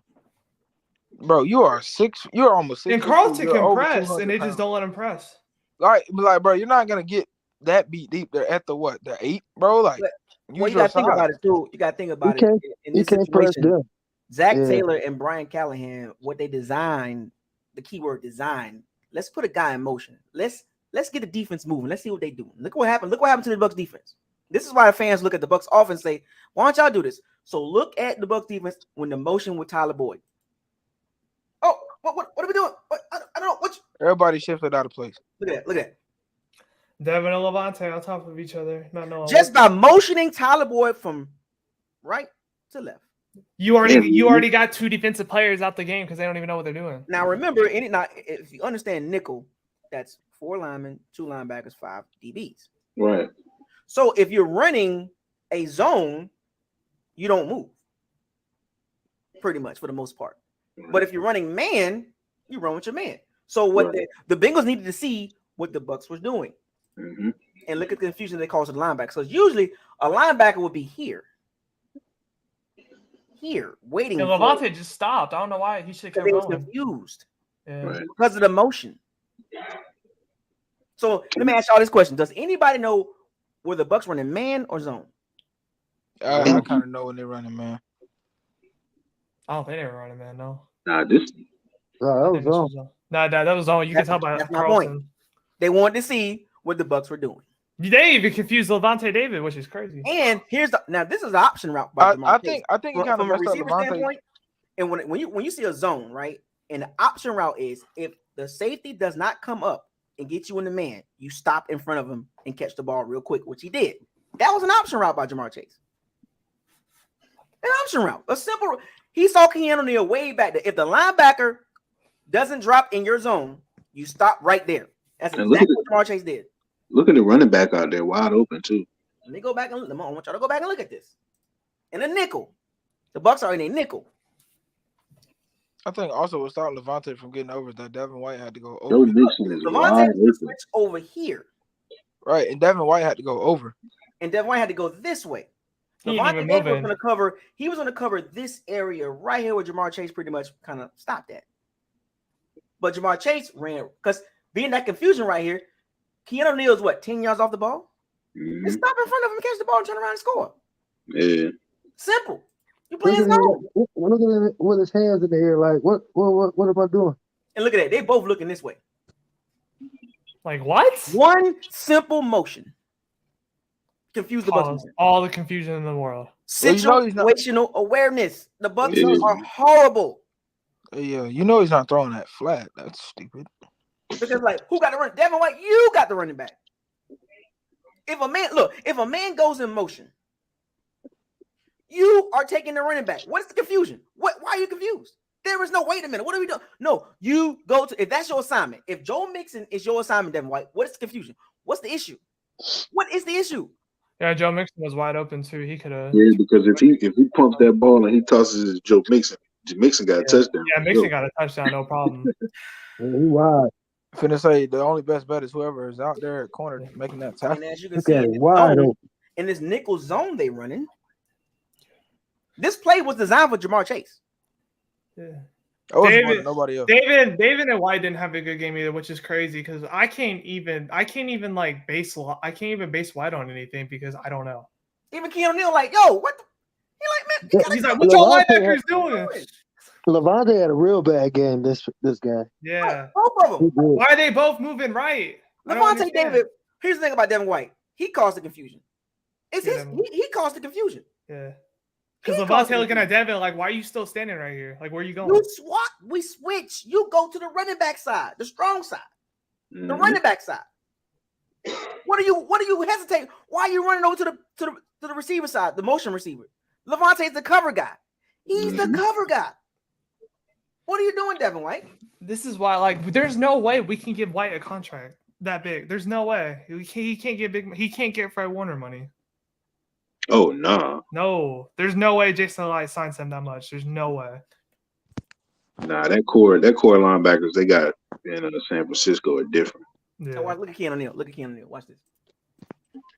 I feel for Keanu. Look at Levante David. Look at Levante David. Yeah, he Look at pointed at Devin. He's like, "What you doing?" Like, yo, fam, you messed me up. Like, what you doing? And they set Keanu up to fail. That's why Keanu mad. He's like, yo, what the? We should just really be using Keanu Neal as another linebacker anyway. yeah, because Levante pointed straight to Devin. He's like, "Bro, this you in my way. You don't even know what you want to do. You don't even know who you're covering." Causing confusion, man. He want to get And paid you top the linebacker money. No. And you the mic. You supposed to, Yeah, you the mic. I'm sure he's the one calling the plays too. Look at this. Look at what are we doing here? What are we doing here? Man, I don't like how our offense, when it's 3rd and 2, we just Fam. like to throw the ball. Fam, There's nobody open. it's a 3-man rush. Yeah, that's crazy. Did Josh Wells get beat, or was that Josh Wells and Hensley got beat. How is it 5-on-3 and you lose? why? It's just so funny to me because every time I just see Donovan sitting there with no one to cover. Sometimes. And oh, by the way, nobody open. Yeah, no one's open. You're right. What are we doing? The only person that's open is that guy down there, and he's gonna get like no yards. Cole Kev. Yeah. Yeah, either him or this post route. What Maybe are we that. doing?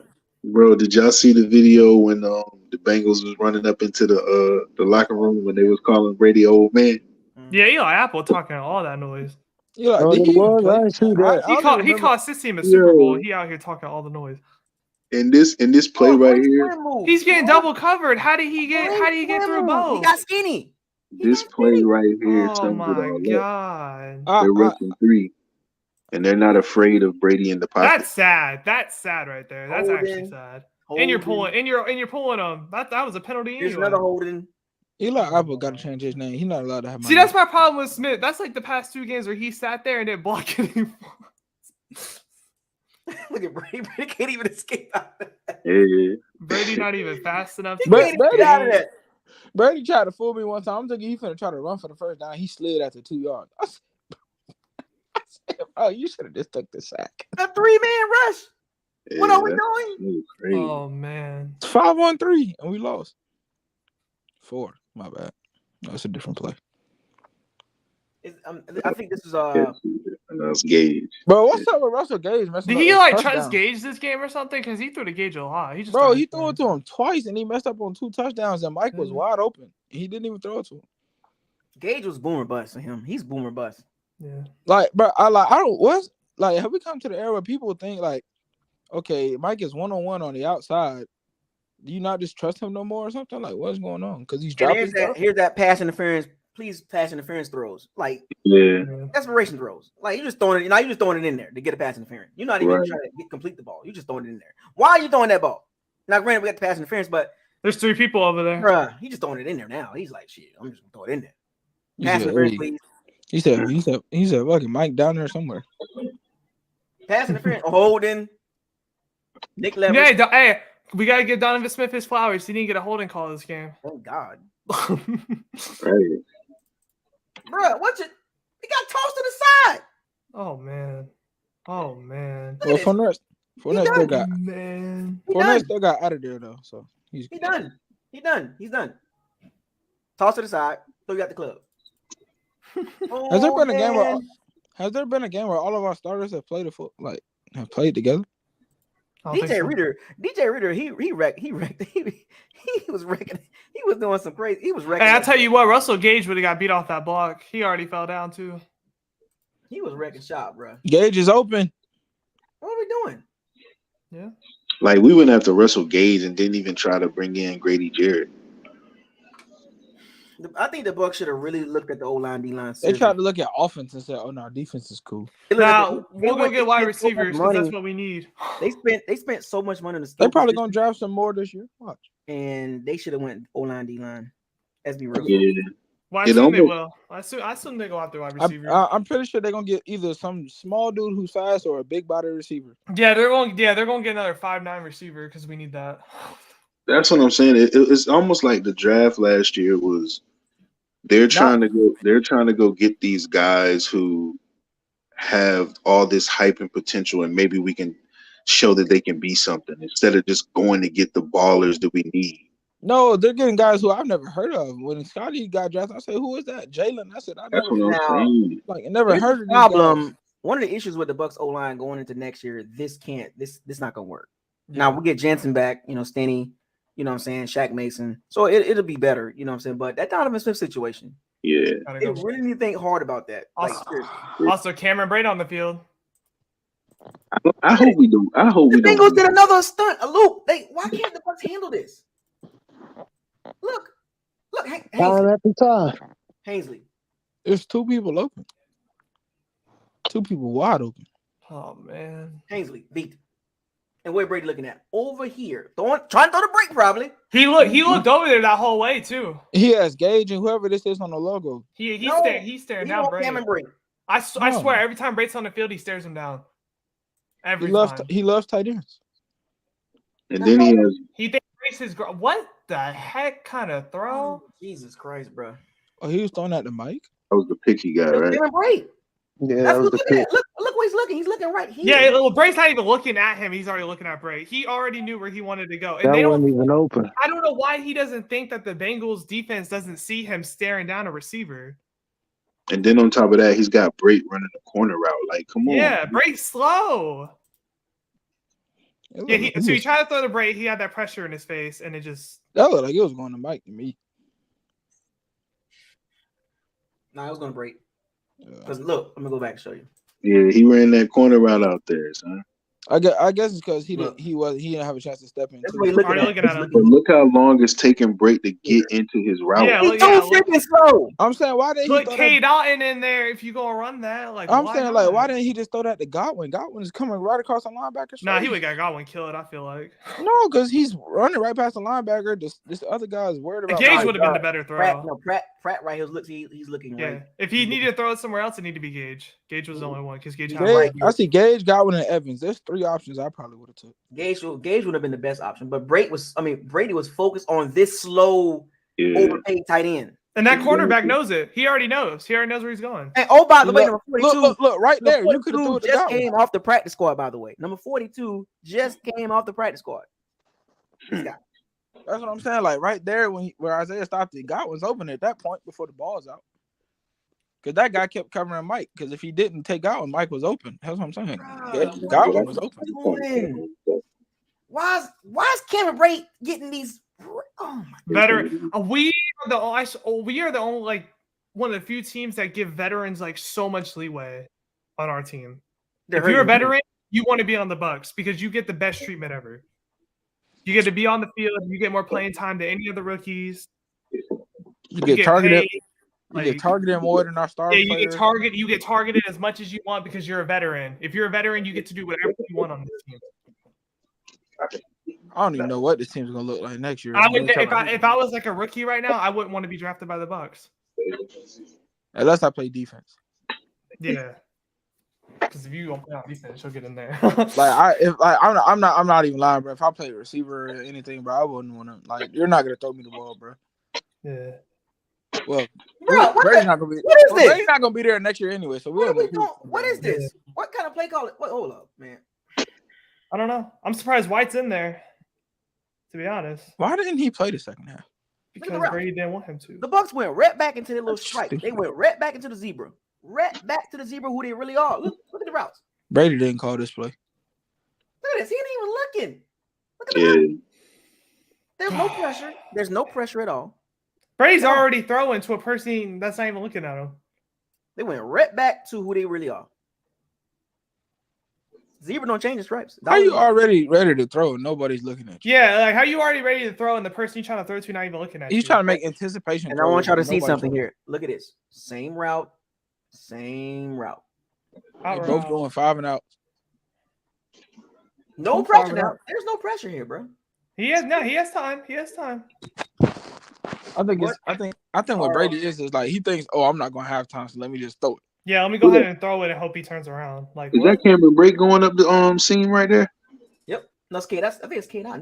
If he waited, that's seam. That's Brake right here. No, K-Dot and Brade are both there because K-Dot's on the other side. But there was no pressure though. So what was the rush on the throw? Yeah, I don't know. I don't know why he automatically threw like Rashad. There was no pressure. He had time. I'm saying though, if he waits, that seam is. Like he's yelling at White too. He's yelling at White. Nah, Brady. Nah. Oh, bro, that's on you, bro. Yeah, that's on you, bro. You had time. Look at you. You're staring him down when he's not looking at you. Hey, but look how K-Dot got separation real quick into his route, right? Yeah. He read that defender, but then you look at Cameron Brake. He's trying to beat the defender from the outside with no speed. Like you're not gonna get that, man. Look at Tom. He's like, "What the hell are you doing, White?" Nah, Tom. First of all, that was a bad throw. You could have just waited till he turned around. Yeah, waited till he turned around. You had the time. You're staring down someone that's not even looking at you. Okay, yeah, you have pressure there. Okay. Yeah. Hold on, look at it now. Look at this now. This is 3rd and 7. Yeah, let's throw a 4-yard route. Yeah, let's throw it 3 yards up and then just get the. So let's see. The Bucs' favorite formation: trips right. Single receiver on the left, which is a tight end most of the time. Oh man, no burning because it's like if we see this, a defensive coordinator is going to see this. If we see it, bruh, and it's the funny thing about this route concept is let's run these 2 inside guys up the field to clear the it's like the Giovanni Bernard situation. Remember that when he got that touchdown, the arrow route? Oh yeah. They're running with Russell Gage. run these two guys off the line, get these guys pushing back, and run the receiver under. It looks like. What do you miss? What do you miss more, the 3rd and 1 bombs away, or the 3rd and 9, but we only run up 3 yards? And look at 59. Oh, 59 is sitting here like somebody's coming down here. He's looking. It looks like Mike. Look. From the look before Mike did that cut, it looked like he had a seen whoever this is in the slot had a post and somebody had it underneath, which actually would have probably been wide open. I want y'all to see Brady eyeballs. It's looking over here.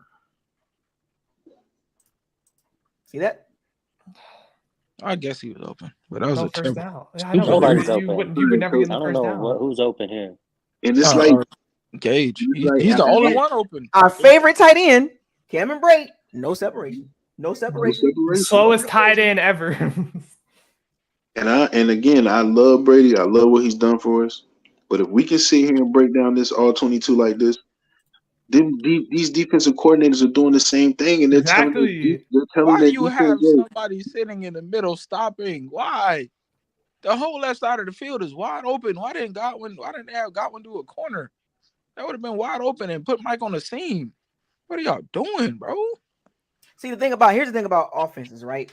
In situations, I can't bring it. The word of the day is situations. Situational situations.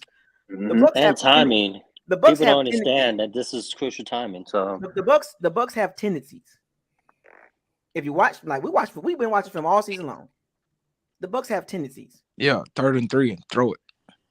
When they do trips right, trips left, there's a receiver coming underneath every single time, and that's most of them. Not 70% of the time, that's the route he's throwing. Or the wide receiver screen out of the trips. So we can't be surprised. I'm just giving y'all the breakdown so y'all can see it even more clear now. Right.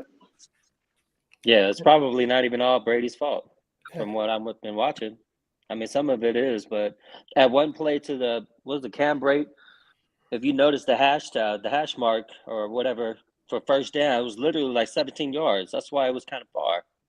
We're sending a tight end that cannot run on 15-yard routes. Yeah. What are we doing? And these are the plays we're gonna get. They're not gonna change it. Gotta live with it. And he definitely can't run no corner route. He's thinking, oh, big body. Is it me? No, bro. Is it me, or this was like, let's get Russell Gage involved?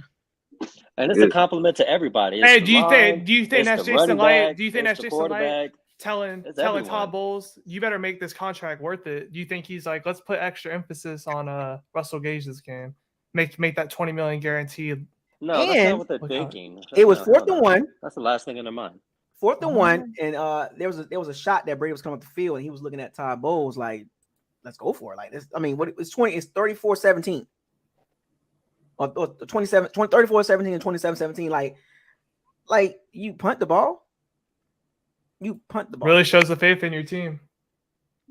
The momentum was like, you got to do something. Right. And I think what they can emphasize here is like if they're going to have linebackers and quarterbacks drop a little bit step back, kind of like this play, have the receivers alert to turn their heads early. This how you know the Bengals are well coached when they make the great adjustments. Now I want to go back. See, I love film study. So I want you number 59. Watch what he does. You think he's going to run with Mike Evans? Watch what he does. He knows what's coming. Right here. He'll be right here. Right there. Look, he's already looking this way. Mike Evans is in the inside receiver. And remember, I told you about tendencies. There's always a receiver coming behind Mike Evans underneath. Watch what 59 do. He gets in the way of Evans. Disengage out of him. That's a PI to me too. That's actually past 5 yards. Disengage Evans, and look what he does. He's not running with him. He's not running with him because he knows the receiver is coming right here. Who that Godwin? Gage. Shit. No. I was not Gage. I was looking at Godwin right there. Okay. But also remember, Isaiah, look how the pocket closed in on that though before Mike Evans opened. Yeah, but the concept that the Bucs are running in situations. Because the situation is the pocket is closing in. He's got to throw it. They're bad concepts. Right, and at this and to bad concept. But look at the pocket now. But hold on. Brady's gonna do? But hold on. He ain't running route deep enough either. Right. To Bucko's point, when we have Mike in the slot like that, It's our always tendency is not to throw him the ball. For what? So when they're doing their film study, like he's saying, we're just gonna pass Mike off because we know 9 times out of 10 he is not gonna get the ball from the slot. That's when you throw him the ball. With that, right? But Hold up. our Look, tendency, he's though, actually clutching the arm right now. He's literally on his way throwing the ball. Mike Evans is Gabe not got to open. run that route deeper. Mike Evans is not open. He's actually clutching his arm about to do it right now. You can see his arm going up. Gage got to run 8 yards, not 6. I'm telling y'all, it's timing. And also, this play specifically, they should have all the receivers turn their heads right away. As soon as the ball's hiked, turn their heads because they'll be open right away. And Tom can just sling it real quick. They don't have to wait till like 5-10 yards. Time and time again, I've seen teams do this and they don't get first. It's like it's 3rd and 7. You throw a 5-yard route and they don't get the first down. You looking at each other like we didn't get the first. Of course, you will not get the first down. You're running 5-yard routes on 3rd and 7s. Mm-hmm. And then on 3rd and 3, you throw it 15 yards. That makes sense. Mm-hmm. And like he said, the tendencies, folks. Mike Evans in the slot right there, right? The tendencies are we're not going to throw him the ball 9 times out of 10 because we haven't been doing it all season. So they know they can pass him off. He would have turned his head as soon as possible right there. He would have got it. Right, but our tendencies is Brady's not going to throw him that ball in the slot. And he'll throw him that ball on the outside, right? He'll throw him with that ball on the outside and trip. But when he comes down into the slot, who's our slot workers? Godwin and Russell Gage. Those are the guys who we move in and out of that slot. So the tendencies are when you see Godwin in the slot or you see Russell Gage in the slot, 9 times out of 10, they're going to get the ball. But if you see Mike Evans in that slot, 9 times out of 10, he's not going to get the ball. So I don't care what route he runs. Push him off and look for Godwin or Gage. That's not true. It could totally be actually meant for Mike Evans. He was just not open. My thing is if the defense knows, like from watching our film, that Mike's not getting the ball, that's when you throw it to Mike. Here's a big play, folks. Here's a big play. It was 27-17, 3rd and 5 or 3rd and 6. And the Bucs can, if they make the stop, they can probably get some momentum back and make a little run. And what do the Bengals do?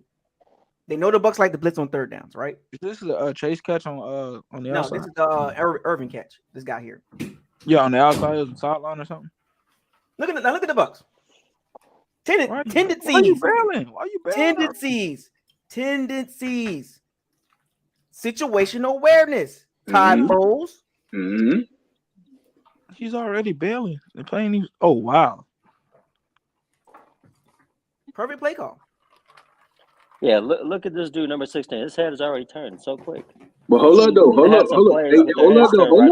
You wish. Hold up. Rewind the tape right quick again on Bucko. That's a holding. Who is that corner down there? Who is that corner down there on number 16? Is that Carlton Davis? Yeah. Yep. Bottom of the screen? Mm-hmm. Yep. Okay, trust your technique, CD3. Right? We pressing right now. He already bailing. So instead of him reading and recognizing and coming forward, what does he do? He goes back. That's exactly what Mike Evans could have done on that last play. If he noticed that there was nobody on here, he could have just stood right there, catch the ball, and maybe got 5-6 yards on top of that. Look at the play setup. Look at the old line. That's actually a meant to be screen too, though. He set up those blocks. That's a block. That's a coaching play right there. That's a flag. That's coaching. Yeah, that was a meant to be play right there because who was playing off. Levante David make the tackle. Right, we out there looking like bombs, yo. If he makes the tackle right here, it's 4th down. Levante David missed the tackle. Yeah, that's weird to say. Levante missed the tackle. Gotta make the shot, Levante. Oh, he ankle biting instead of punching a 185-pound grown man in the face. You ankle biting. That was a huge first down too. That was huge first down. That was. I don't know what. 2 more minutes off the clock. 2 more minutes off the clock. On the podcast. Like, bro, like you be 60 pounds heavier than dudes and go for their legs. Like, what are you doing? What is Devin White? This whole team fell, bro. Put your face mask. Offense did good the first half. Defense did good the first half, but the second half terrible on everybody. Hey, Bucko, can you rewind that play right quick, please, sir? Look at that, and you always say this every week. Devin White always gets lost in the wash. Like, what are you doing right here? Watch this right here. What are you doing? Like, come on. So what are you doing? What is that? You're tiptoeing. Like, what is that? Man, he let that ball go though. I think He was he like, knows Joe Burrow can run it. He was telling them That offensive ball was linemen, what you gonna gonna do? come What you gonna do? That Wasn't ball he was the gonna one? come out. Wasn't he the one talking about early in the year that you getting bored out there on the field and yada yada yada? This is another first down, by the way. Here we go. Here's another first down. The critical moments, man. Look, No pressure all day. Ooh, he's wide open. Levante David. Oh, Yeah, this is how critical our front four right here is important because there's Oh yeah. pressure. look at this. And What look are at we our doing here? receivers. They already hit 15 yards down the field too. Watch before he passes it. What are we doing here? Deidris is not 5'11", 290 pounds. That's not going to work. Look at the receivers going 15 yards here. Look, press. I could have made that throw. Look 15 yards. Actually, if Burrow wanted to, Before pressure. That's how I thought he was throwing it to. here's the play right here. This is the play. Well, he could have stepped up and ran it, to be honest. Yep, that too. Now look at this. 1-on-1.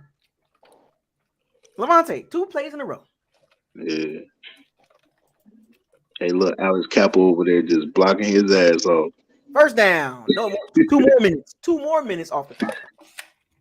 Dang, son. We didn't even want to pay the boy, man. We didn't even want to throw an offer up. Make the tackle. What y'all I'm doing sure we out here? did, but he just declined. Bro, we just love ankle biting. I don't know why. I think they just like laying on the ground. Ooh. Boy, Jesus. What are we doing? Like, make the Evan White make the tackle. Oh, boy. Oh, Devin does too many of those where he like falls like that. I've seen that too many times this year. I told you, bro. They like the grass in Tampa. They said it feels nice. It's pretty slippery over there. I saw a play like that with Mike Evans. We have one of the worst. Mike Evans supposed to do a hook route and then he Oh, slipped. third. And This then is. I think this Tom was a third down and like 4. I think right here. If I see one more corner playing 7 and 10 yards off, I'm getting mad. This is Boyd. This is D. Delaney. Why is he so He's far wide off? open, Like, I don't flat understand route, that. wide open. Look, you see Murphy Button slip right there? Look how he caught the ball. It's not a first down. He caught the ball at 1 yard and he got the first down after the catch. The yak. Bruh. That shouldn't have been no first down. Who's in the That shot? feels slippery as hell, though. Man, That's D. Delaney. like, yo, son, like, Situational awareness. yeah, man. And you can tell, you can see, like, their confidence just, like, dwindling during this whole game. No pressure right there. What the hell is I did that? not expect to see Tryon in coverage. I see why they got us drafting a damn corner. I don't know why, but oh my, he just got a free 8 yards.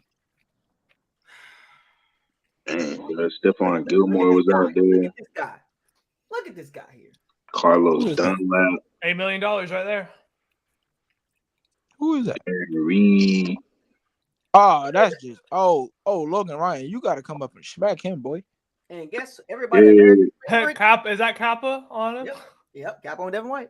Kappa on Devin. Kappa knew it. He knew it. That's not Logan Ryan. That's Akeem Hicks. No, Logan Ryan's 26. 26 right there.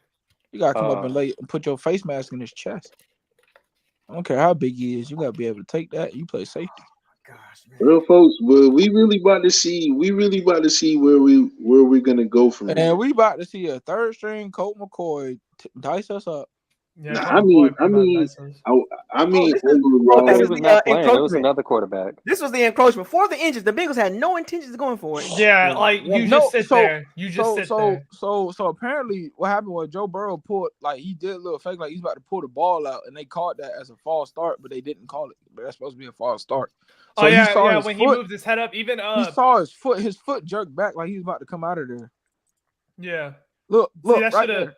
That should have been a false start. But it's the cleverness of that you know what I'm saying. It's the clever. It's it's like we're gonna try it anyway.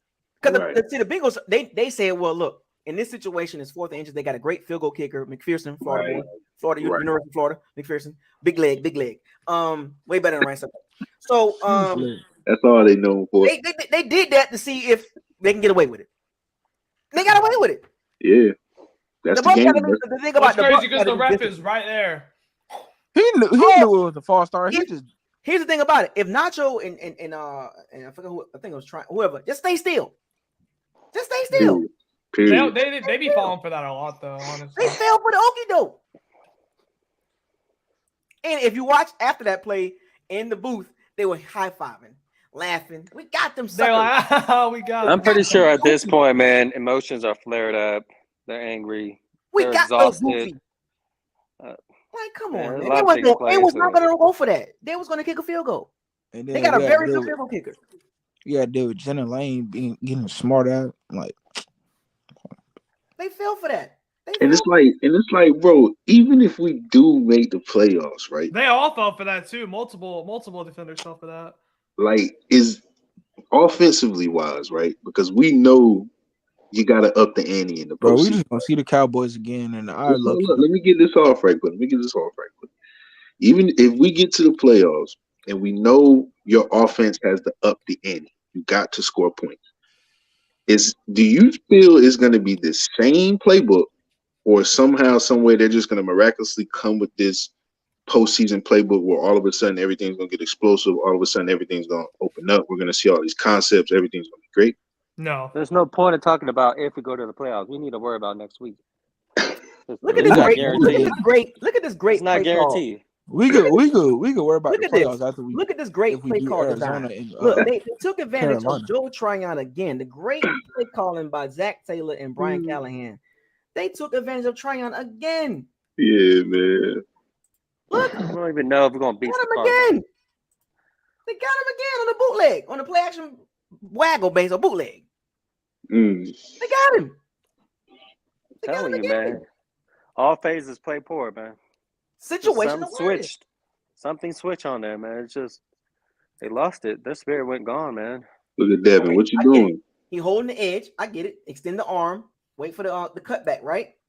Then Tryon just lack of just not focused. You're outside linebacker. Your job is not just to rush the passer all the time. Sometimes you got to be aware of the tight end might leak out. That's your assignment. That's how outside linebackers work. That's your assignment. And right now he's beat. He's beat. It's a wrap. Nope. It's a wrap. Game, set, match. Well, fellas, look. I mean, bad, man. I've said enough. I just wanted to go through this with y'all. Like, look, we saw what we saw in the first half. Great first half. They did what they needed to do. Right. Emotions and all that stuff like that. But I wanted to focus on the second half because that's where the WTF happened.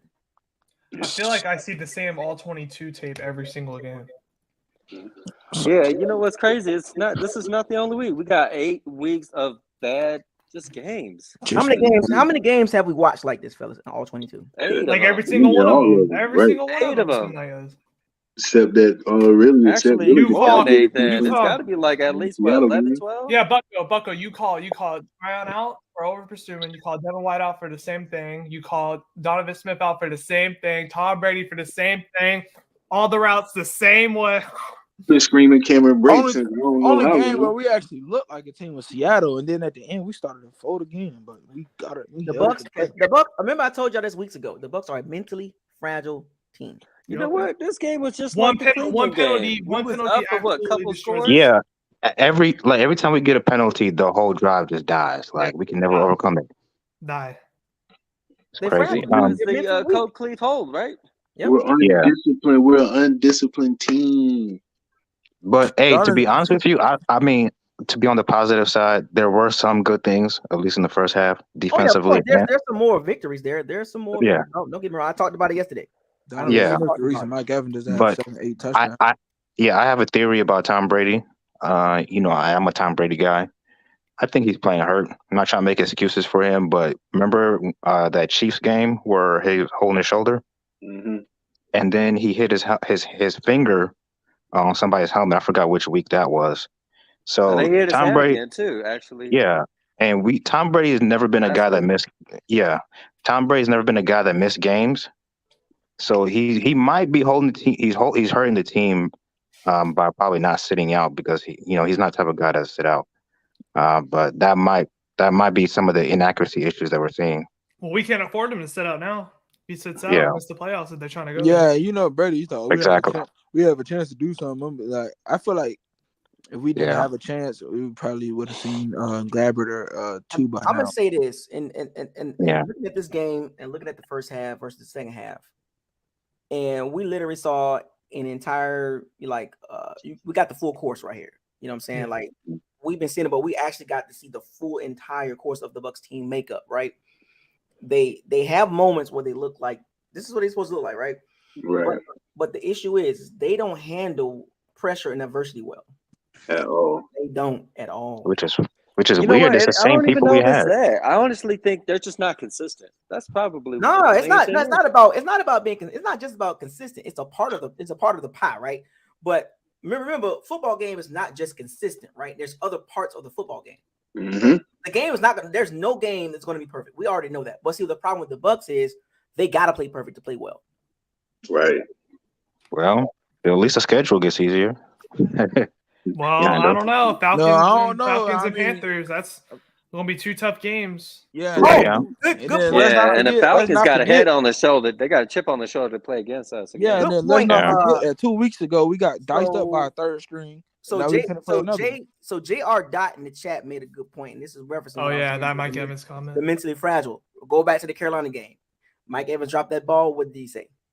He says, like, lights out. That deflated the whole team. Right. Something Right. along those lines. They mentally weak. Mm-hmm. No matter how many good players But you got. no, that was that. You talking about the game when he got hit hard in the ribs? No, when No, he no, dropped the Carolina, touchdown. the first touchdown. Did you remember what he First said? touchdown play. Oh yeah. I felt the we dropped- momentum and life of the team died after the touchdown drop. That's what he said. Right. So to your Off of one play. One you play serious? in the first quarter. And we literally just sat here and watched the Bengals go down 17-0. right. No panic. As soon It's as they got that field goal, that's Man, when we you felt all literally the saw light. the Colts blow a big lead. Yes, because the Colts are weak too. Yeah. And to We your take point, after Todd Bowles, and I Todd don't know, Bowles man. is But- the most but- conservative. but I don't care understand. coach ever. How can it be so mentally weak when it's basically the same personnel we've had the last 2 years? We've been in the playoffs. See, that's where fans don't get caught up in that. Mhm. right. Every game is different. I know No, that. we don't have the same O-line. So It's having the the coach. same players means nothing. Okay. Having the same players means nothing. They ran it back last year and they out Went to the playoffs. and out. Yeah, but that team was injured to be fair, at least on the receiving side And then or they receiver. literally they had a small Wait, turnover. last year? They had a small Yeah. turnover. They had a small But turnover. with the roster. but the They had difference on 17 that is we had a better O line. They had 17. Yeah. They had a small. So for the turnover between 2021 and 2022, there were 17 new players on this Mhm. roster. So there's a turnover, right? There's not a major turnover, but a small enough turnover to be like. And then the problem is with that turnover, there were some major turnovers within that turnover. The O-line situation. Yeah, And that's we huge. talked about this. We talked about this at the beginning of the season, and the Bucs did not address it. Yeah. You know what? I think if we would have put more emphasis on the O line, Spending Picking too up- much money on Julio Jones and Russell Gage wasn't that is the backbreaker. yeah. Right. And Russell Gage messed That up one of extra those money, we plays, could have got a too. trade. And you know what? We didn't even get no trade for O line. Nothing. nothing. And to your point, That was a poor GM judgment, a poor team front office was, decision. man. Well, Russell Prideful Gage, judgment I actually call right like. there. I like that pickup because Russell Gage is the only dude on our team that can get open quickly. I'm Like he's sorry. a. All right. Wait, so do I need to read? So okay. Oh no. I'm talking about like before this season. Like I like the pickup because he's a route runner. We don't really have that on our He team. was a good Godwin isn't. receiver on a bad team. He was Yeah. even the best receiver on that team either. I mean, we've seen that in the past. Look at what Randy Moss did with the Raiders, and then he went to the Patriots, and he blew up. So it's possible. Russell Gage, the best thing you can do is be available. Availability is more better. His than numbers being- weren't even all that in Atlanta. to be And the honest. thing about Russell Gage is now when you go back and look at high insight, right? This high insight talk, the contract don't add up. No, Yeah. That money he should've should have went got to a the 1 year line. like Julio did. He should have got a 1 year like Julio did. You could tell they don't trust him because he runs a lot of routes the wrong way or wrong. So they don't trust to put him in there. It's cool, y'all. We're just gonna draft a 5'8" receiver that can run in a straight line. Yeah. Look, We'll draft the When 5. When Todd Bowles made the comment of we like what we got in house. Yeah. don't No, know, yeah. man. I automatically was like, this is the dumbest coach ever. Like, This Oh, you're talking about the offseason- O line? We need to get O-line. I don't care if it's for free agency or a draft. We need to get some O-line down there and D-line. At this point, I'll play O-line. We couldn't. What are we doing here? We couldn't wait for Gadecki. I'm the only. This is the only play. All of us. So I'm not just saying it would have me. been huge. I'm not just saying me, but all of us, like all of you are part of the locker room, right? So we've been preaching this for the last how many years? Put his head together and just go, man. Just go. Todd Bowles was the only person that liked what he had in house. That was an idiot move. Yeah. What did you see? What did you see in house? Nick Leverett was the only one that I saw in house that was good, and he should have been starting over Gadecki since day one. And the excuse was, well, we're going with the hot hand. I'm sorry, what? Yeah, why are you picking favorites? Hey, also somebody mentioned it earlier when we were getting blown out. Somebody said that Todd Bowles was too scared to sub out Tom Brady and the Stars. So, like, is he really the leader of this team? Todd Bowles, that is. Like, why you shouldn't have your starters in the game when you're losing by 20 plus points. Yeah, that's what Bucko was going on about. Like, why are we going for that touchdown with like 2 minutes left? What's going to change? No outcome whatsoever. And you know what? To add on that coaching issue, just remember when BA retired, right? And then Todd Bowles had his press conference, and a lot of the commentators and the reporters were asking him, "Hey, what is the attitude going to be like?" Everyone knew that Todd Bowles' response is like, "I got a little bit of attitude. I might not be as hard or anything, but I'll get my boys straight, whatever."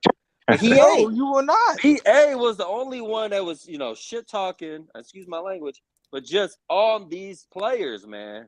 When reporters ask him how they do, he get on them. They did terrible. They did bad. I didn't like it at all. We didn't do any. He be on them, bro. That was the attitude BA had. And Todd Bowles says the same thing. And I love BA for that. We can play halfway decent. BA, no, they were trash. Hey man, sometimes some people are just built to be coordinators, man. Everybody can't be a head coach. Let me ask y'all this question: as far from a coaching perspective, when you look at Todd Bowles in the versus the top 12 coaches, as far as teams, like we talking about 2022, and you look at all the teams from 1 to maybe 14, right? 15. Let's just say 1 to 15. What is the difference between those coaches and Todd Bowles?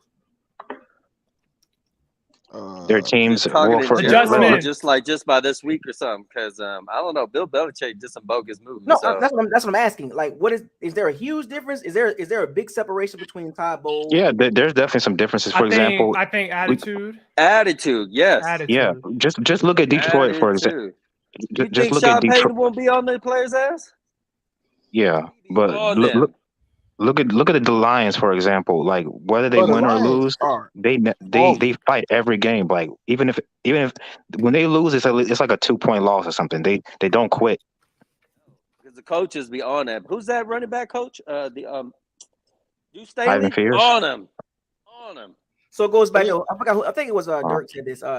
Does Todd Bowles have a pulse of this team? Does he have control? No. I don't think no. Maybe the defense. I don't think so. Control, but he don't have. He needs to lose control with his attitude and just get on the players, man. That's what he do. He needs to do. Todd Bowles has the same face every time the camera cuts on him in a game. No matter what situation it is, it's the same face. He's in the same spot. He don't care. Same face as Bubba from Forrest Gump. Same face. Yeah, he need to let loose and get on these players, man. He's not aggressive at all. He don't go for it. Did y'all know out of character for him? Like, you ask him to get out of character. Did y'all know the Bucs are bottom? I think bottom. I saw it was bottom 10 in like situations where it's like fourth. It was something like that. Yeah, we were ranked 30. We were ranked 32nd when it came to clutch situations in games. Like and the Saints are down there too. The Saints are down there. What a coincidence! Dennis Allen and Todd Bowles are at the bottom when it comes to exactly. To make it happen. That reflects in our record. Todd Bowles don't have that Dennis Allen walk. That's all that matters. Oh, that's the sassy walk. Yeah, the sassy walk. At least Todd Bowles. It's funny how similar those coaches are. Yeah. It's funny how we in the same situation with the Saints with our coach. Too conservative, man. Too conservative. Holding it in. But still, though, bro, like the players mentally, man, they got to toughen up. I'm not saying that teams don't take the personality of their coach. Obviously, they do, but at some point, you got to dig down. The games like the Steelers, the Browns, Panthers, like we shouldn't, especially coming off of a Super Bowl 2 years ago. Your mentality shouldn't be so fragile where you can't find a way to win those type of games. Right. And who called? How does somebody not know the play on that special teams play? How does what's his name, Giovanni Bernard, not know what's going on? I don't understand he that. looked away and the center snapped it dumb early, which that was Did he? Because he didn't even look like he didn't I even look don't know. like I don't even the play think was going. Gio even knew, even if he was looking over there. To be honest with you, that was key Yeah, Sean. He should have told him, "Hey, you need to be prepared for this play." Like you would think that's something that they prepared, but I don't know. It looked like it just everybody else was on doing one thing and he was doing something else. And then it's like coming off of a game like the Bengals, right? You can't even script this shit. Excuse my language. We got the Cardinals on prime time, and we're facing the third string quarterback. Like you can't script this, junk, man. Like I expect the Cardinals to score over 25 points. Next week. Colt McCoy. I mean, anything can happen, but with Luke McCown, it's terrible. Hey, and then Brady's not gonna throw to Mike Evans. He knows he's gonna be covered. Y'all know JJ Watt down there too, right? Oh yeah. Yeah, I watched up JJ Watt. Buddha too. But no, he's not washed up, sir. No, he's not. And then think about this: both of their starting corners might be out, Marco and Byron Murphy, and then they have another corner that might be out. That means any backups against our team. Honestly, that first half against Cincinnati will be enough to beat the Cardinals. And let Mopar chime in. Yeah, that's who's I'm gonna out be at and that who's game. I'm gonna missing watch that game. is irrelevant, bro. If you can't beat the Cardinals, boy, just give up. Hold on, what do you mean? We've lost plenty of other games that we shouldn't have lost. I feel like I'm trying to be on the positive side because I did see some good things against a good team. I did for 2 quarters. There's 4 of those in every game. But that is correct, but we've looked worse against worse teams in the first half too. The whole game, actually. I listen. I get that, but who's missing? What it looks like on paper is irrelevant when it comes to us. Yeah. We got a special teams coach that don't know how to call plays. Like you said we look worse on worse teams. Which team? Like, we look worse on? The Carolina Panthers. They're not. I mean, that's a divisional game. Can't say they're worse. So they're like 5-2 with their coach. The Pittsburgh Steelers. We looked horrible the whole game. At least in this game, there was some offensive, looked like we knew what we were trying to do. What's the comment? Let me ask y'all this question. Let's see if anybody peeped this out. And I brought this up a few times. The teams that y'all saying that we lost to, what do they have in common? What's one of the characteristics of how they play? I don't know. Most of the teams that we've lost to are well coached. They got a decent D line. Well, not just that, but maybe our predetermined plays. Most of them are well coached, man. Now look at the defenses that the Bucs have lost. Like the Panthers, the Steelers, the Ravens, the Browns, the 49ers, and the Bengals. They all physical. Yeah. The Bucs don't handle that well. They don't handle physical teams, or they too finesse. But are we going to say that? I think this year, if we get physical, then we get all kinds of. No, I mean, I get that, but a lot of these teams we've lost to, their record doesn't say that. No. I'm saying about how they play. I'm not talking about the. I'm just saying how. Oh, okay. I'm leading it up to being out coached.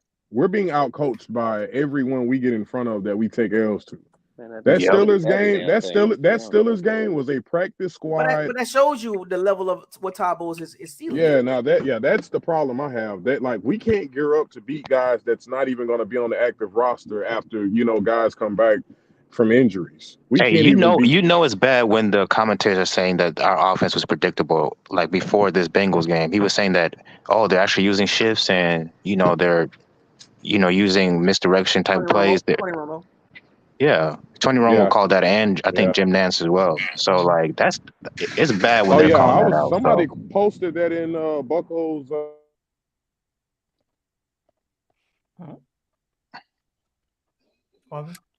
I don't know what happened, but it also shows how much better those teams are drafting for their starters to be able to go down. Maybe we just don't have the talent. I mean, we had the talent. I thought we did. Top 5 roster, right? But we can't say that at this point. Top 5 roster. We have the talent. It's just that the execution and coaching. No, I had that argument that you were talking about too, Bucko, where it was like I had this argument with this guy on Twitter. I was like, after PFF. Remember? Everybody. Yeah, Everybody after our Bible. PFF. yeah, The PFF after our said- 22 starters. That was a preseason After- notion, but not now. No, but after our 22 starters, what are we? No, roster. What are we? What are we after our 22 starters? Roster. You can't go.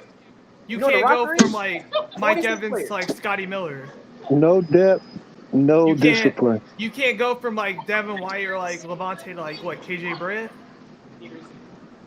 Or like, Yeah, or it's like, a huge fall off from that. From or the Jamel starting. Dean to freaking D Delaney.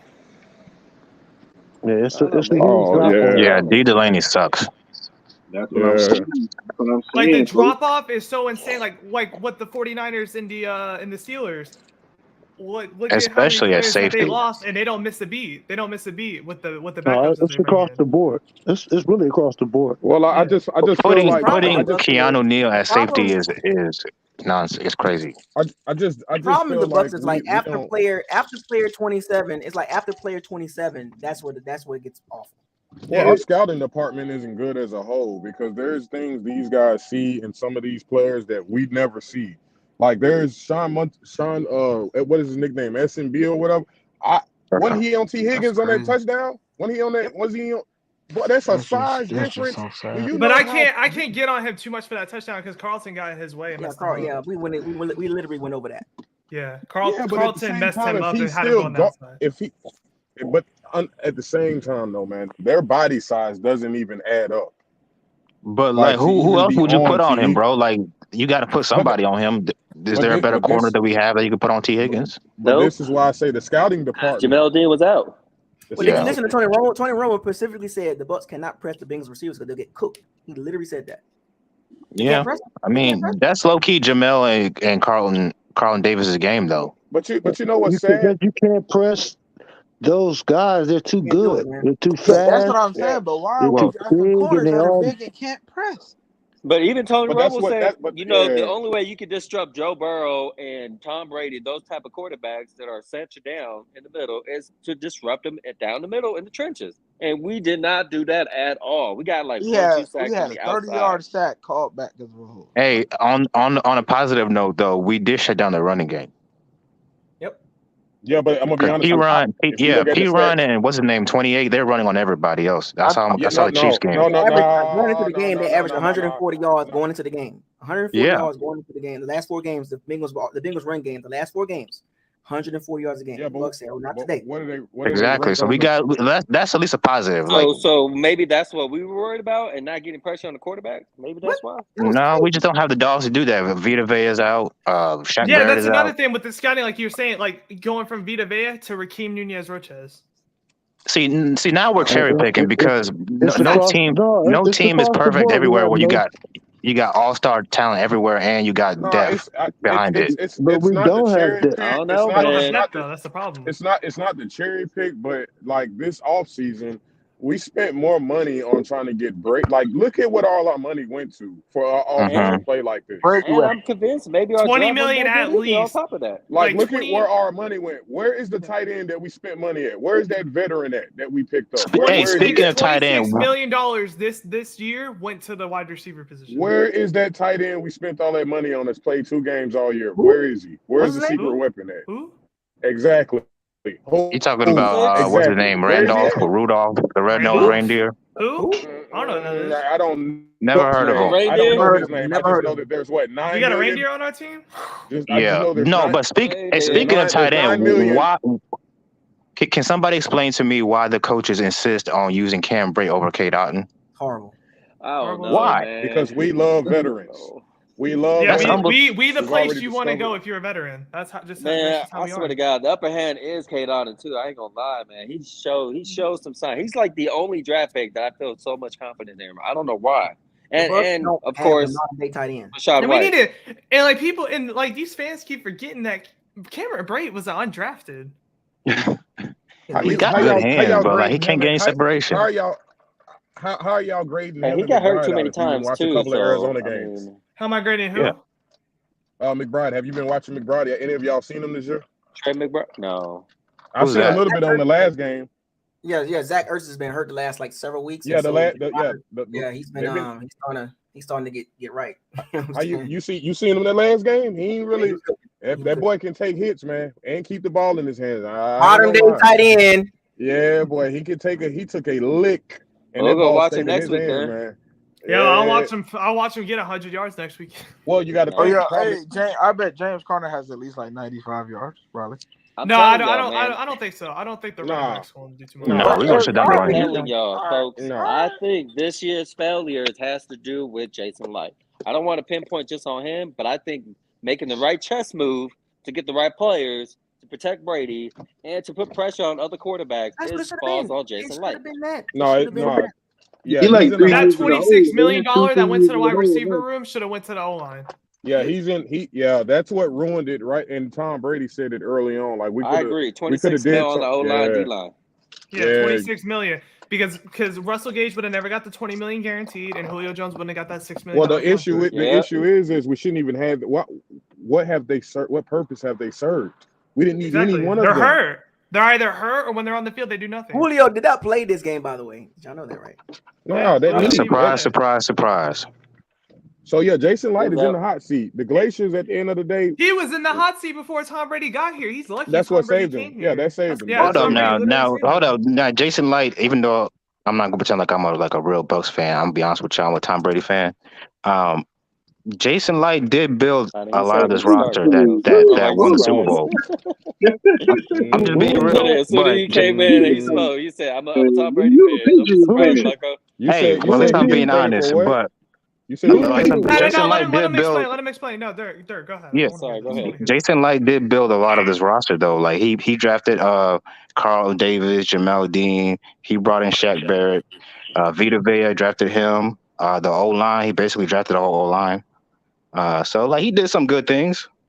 You want to know? You want to name all the ones that he drafted that failed? Hold on.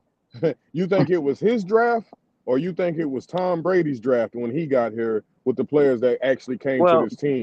The Leonard Tom Brady never would have picked ABs, this team if it wasn't for that. The roster. No. But the stuff that he brought with him. The stuff he brought with him. Tom Brady you talking about like AB? Yeah. Tom Brady obviously brought some pieces with him, but the foundation was already set. It ain't some. That ain't some. Gronk, AB, Leonard Fournette. You don't realize how big of a difference that made with Gronk alone. AB, come on, we have a first round. We got a first round Hall of Fame. Hold on. Dirk, I hope not. Dirk, let me ask you this question, Dirk. So you're saying that the team was already ready for the Super Bowl prior to Brady getting here? No, but the foundation was set. No. I hear what you're saying, but I'm asking you a question. He said no. You said the foundation was already set. Foundation for what? The foundation to build a Super Bowl team. So it's like as far as like, I want to hear him out though, Buck, because he does. Sure. Go into that. So it's like you have a beautiful house. But you as the person that decorates the house, you come in, you add some pieces here and there to make it complete. That's Tom Brady, but the house is already, great, but you just needed to add a couple more pieces. And so that's what I'm saying. If it was like a shitty house, Tom Brady wouldn't have came here. Does that make sense? I mean, we like you can see the potential. Third option, to be honest. Yeah. He was really supposed to be in the 49er uniform. Yeah, Tom Brady came here because it made the most sense because he couldn't go anywhere else. No. First option was the Raiders. Let's not forget. Are we? I think it was the 49ers. Are we really I think it was the 49ers. We're not. Listen. I'm not going to entertain this, man.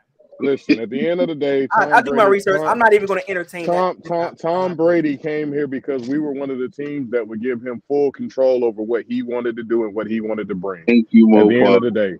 So this had nothing to do with the pieces being in place. If that's the case, we could have did it with Jameis Winston. If you say that, yes, it had nothing to do with our pieces, that is completely wrong, bro. No, but I'm saying no.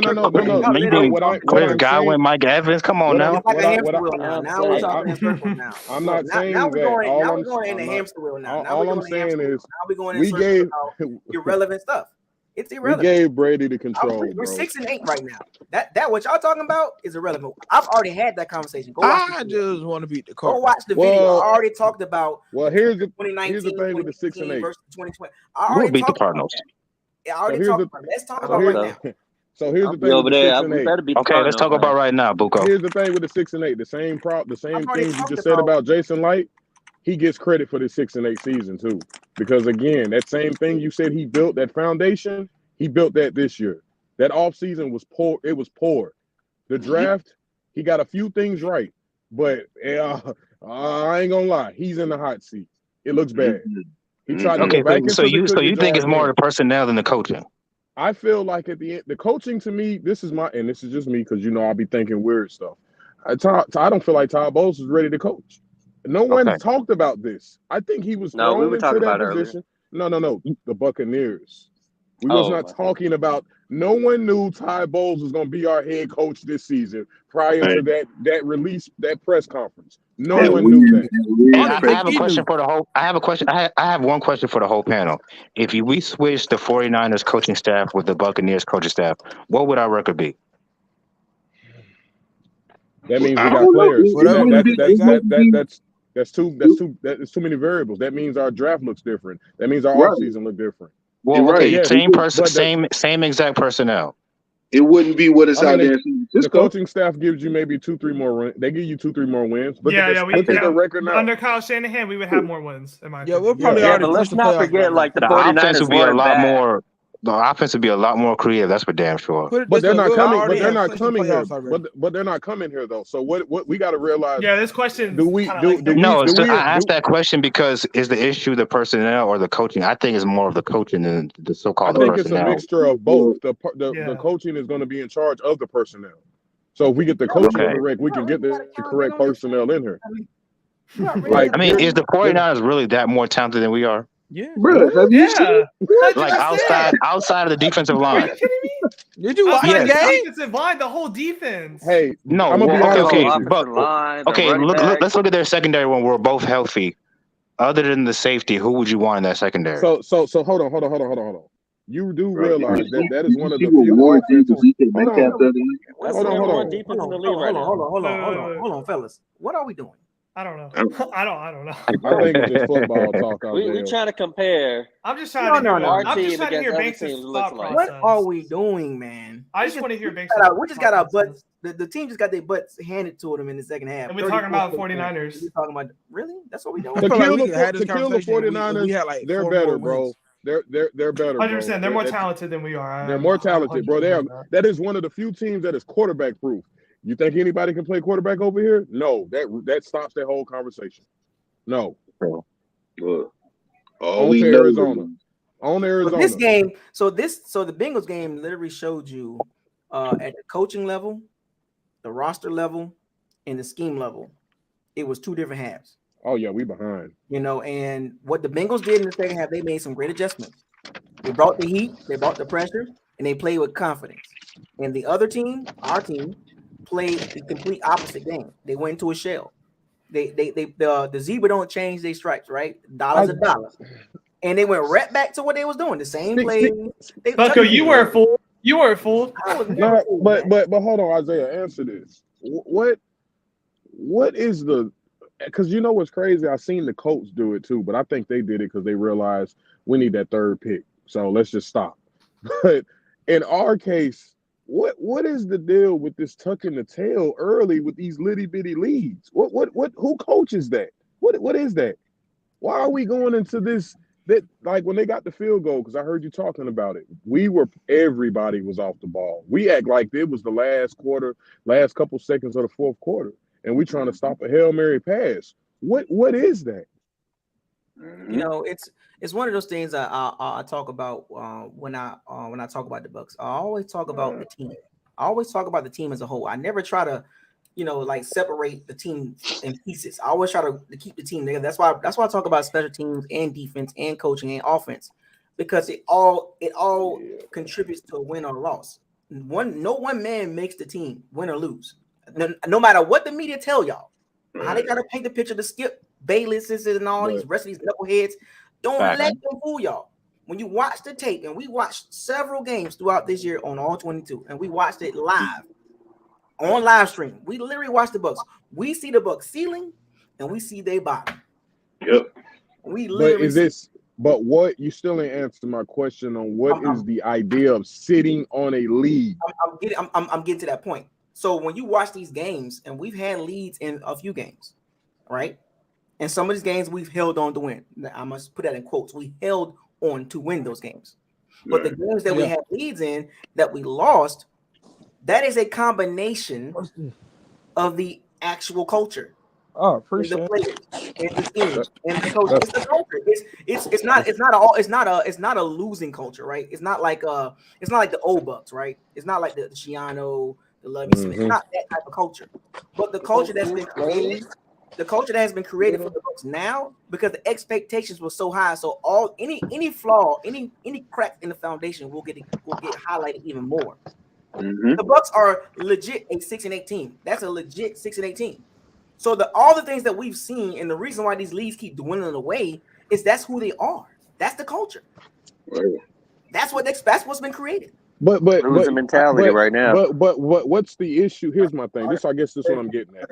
We're clicking on all cylinders in the first half, right? Yeah. Why will we come out and make a complete change in what's working? So wait a minute. Well, you can't say that because you got to give credit to the Bengals too. Yeah, adjustments. Man, they made some. We probably were doing the same thing. They just adjusted. We didn't. Bengals made we just went over the tape. We just went over the tape. No. Yeah, we can't take away credit from the Bengals. You right. That's not what I'm doing. Because the two interceptions that they caught, they was barely caught. And the fumble, it was just so happened to have his arm right there. I mean, it's just like the Bengals players. The Bengals players made great plays. Their defensive coordinator made the right adjustments. So that's how many times have we seen? But how many times have we seen the Bucs go from things that are working this season? Remember now, I mean, if you have a lead that's stretched out, I mean, you're gonna want to just pass the ball. In doubt, what I've noticed during the season with the Bucs is when in doubt, they go to what they know and only know. So we coaching coward ball, and that's what you want to call it. Well, it's kind of like Bowles is teaching coward ball. It could be desperation. It could be that. It could be it's coward ball. It's coward ball. We're sitting on leads like he said. We hold on for a win. We're not finishing strong. Hey man, remember what I told y'all. When have you seen the Bucs play 4 quarters? I ask y'all this all the time. They don't play 4 like quarters. That scratching and clawing in every game is retarded to me. They're not a 4 scratching and clawing. They're not a 4-quarter team. Do y'all understand that, right? Do y'all get that part? Yeah, sure. Or below average team. What game have we played 4 quarters in? No game. That's the culture. That's the culture. The Seattle game is the only one really. When we get punched in the mouth, we go down. And I just hate when we're getting punched and they zero in on our coaching staff. Here's a great example. Some of the ugliest coaches on TV, here's bro. a great game to literally give y'all an idea exactly what I'm talking about. The Ravens game.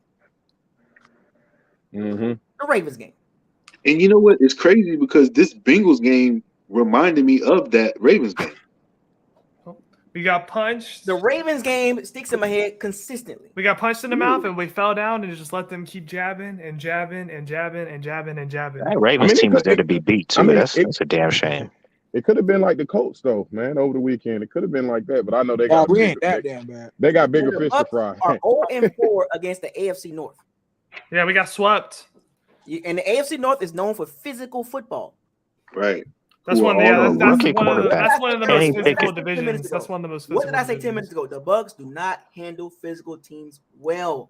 They just don't. It's the proof is in the pudding, folks. And that's been in the Bucs org for a long time too. We've never been a physical team like that. So let me ask you this, Isaiah. So let me ask you this a legitimate question because I don't you know, I'm a realist when it comes to certain things. So in the event that, what are you looking for if we are to make it to the playoffs?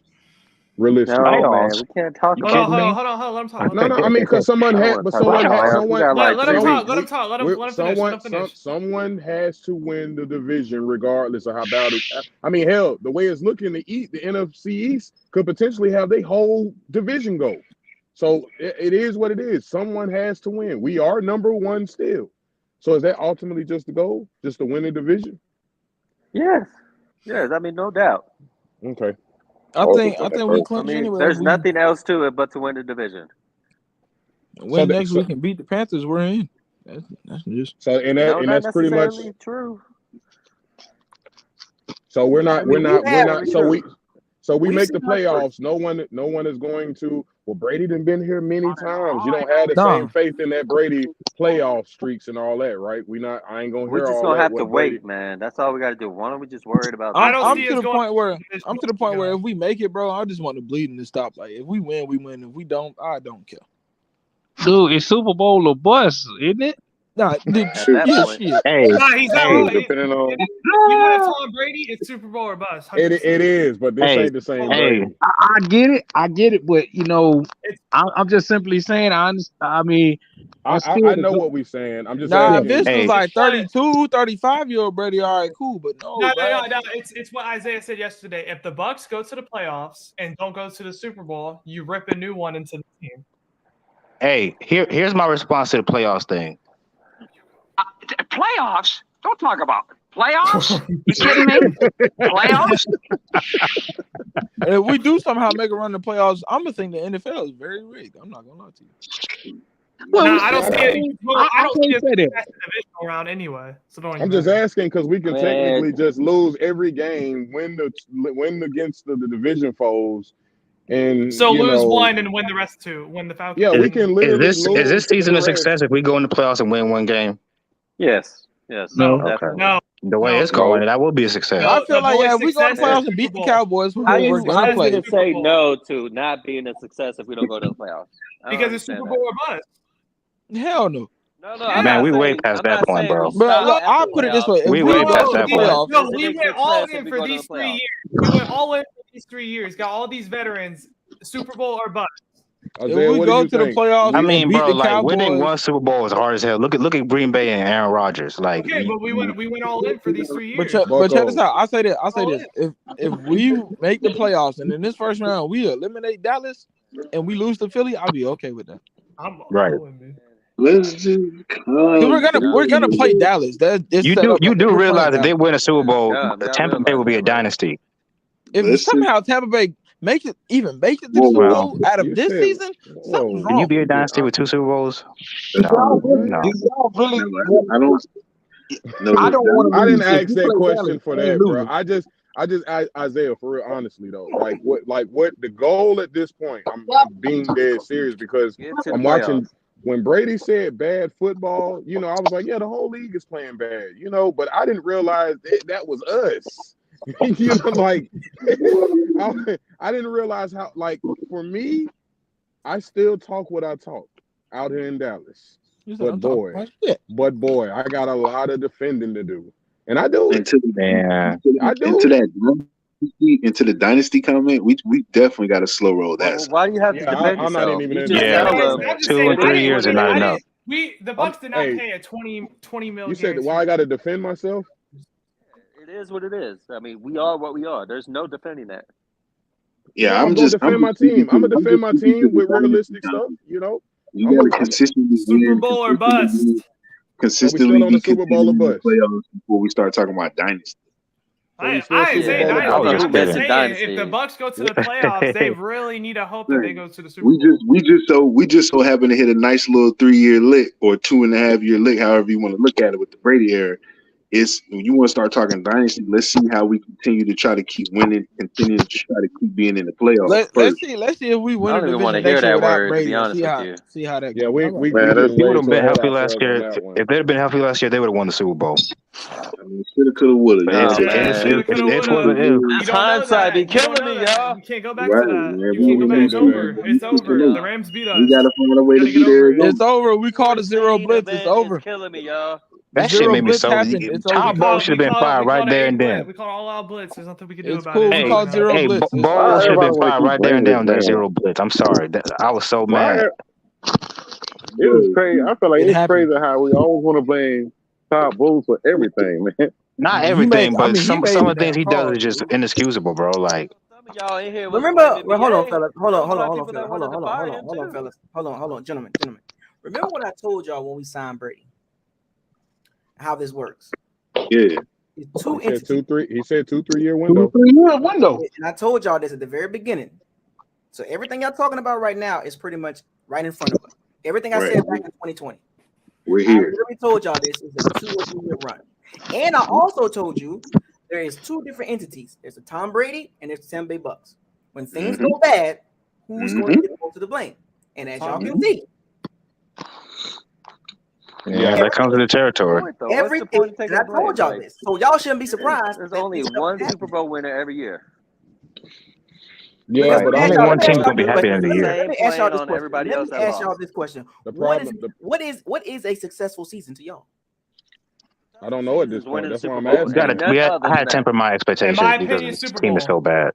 I would say a successful season is at least if we make it past the Cowboys. Now I'll be happy. Check this out. Now, every time Tom Brady played for New England, Tom Brady played for New England for how many years? Just in New England. And what was the expectations in New England? Super Bowl, baby. Not really. What's the difference with the Bucs? Right.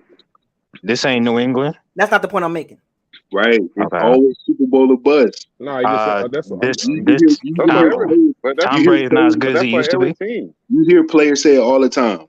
We don't win the Super Bowl. That's the goal. What are we doing here? Right. What are we doing here? You don't hear players in interviews saying, "Oh, I just want to get to the." Kidding me? Mike Evans used to say that. I'm about to end this conversation. Y'all tripping. Players are playing for the Super Bowl. That's a successful season. I want the Bucs to win a Super Bowl. Yeah, that's every year. I want to go one game at a time. Can we at least win one game? Oh, this is what we gonna go. We can go one game at a time, but we we definitely get that part. No, I trust me. I get one game at a time. That's not the point I'm trying to make. You didn't go all in. I'm going off the conversation that y'all talking about. Yeah, I asked the question. I asked that question for a reason because if we go on a little run at the end of the year here, then we can revisit this topic. But right now, I'll be happy just beating the Cowboys. What do you mean, man? Like. Let's say we go on a 3-game run or a 4-game, however many games are left, and we blow everybody out. Not me. Y'all brought it up. I'm letting y'all give a chance to talk about what y'all want to talk about. If we go to the championship game and lose, it's still a bust. Right, because it's all about the Super Bowl. When you're going back and forth with your homies about y'all team, it always comes down wants to get there. Yeah, every player wants to win. That is the goal. That's literally the goal. Literally the goal. Every year, no matter how good of a season no team you are, out there if you don't saying, win the "I just want to get to the playoffs." So there's no such thing as tempering expectations. Who thinks like that? Well, the problem with the tempering the expectations is what we've done with Brady and the money. Like that. It's what we've done with the money in our roster since we have Brady. You can't temper it. Yeah, we went all in for these 2 years. Like, do you not realize when he leaves, he's messing up half of our money? Like we have problems right now. No, number 17 is messing up our money. I mean, it's a few of them. Number 6. That's a few of them actually. But here's the thing about it, gentlemen. This season right here, not a bad problem to have, to be honest. The first thing I told y'all at the season is the first thing you got to do is win your division, right? And looks like we're gonna pretty much that's what's gonna happen. So that's a checkbox, right? And then once you get in, once you get in, there it's a clean slate pretty much, right? Now how you play doesn't go away, right? But as far as going into the playoffs, it's a clean slate. But how you play don't leave you. You know what I'm saying? So going into the playoffs, the Bucs need to go into the playoffs with some type of confidence. In these last 3 games, there is some games here that the Bucs can go into the playoffs if they win them all, into the playoffs with confidence. But what I am not going to do is get caught up in that.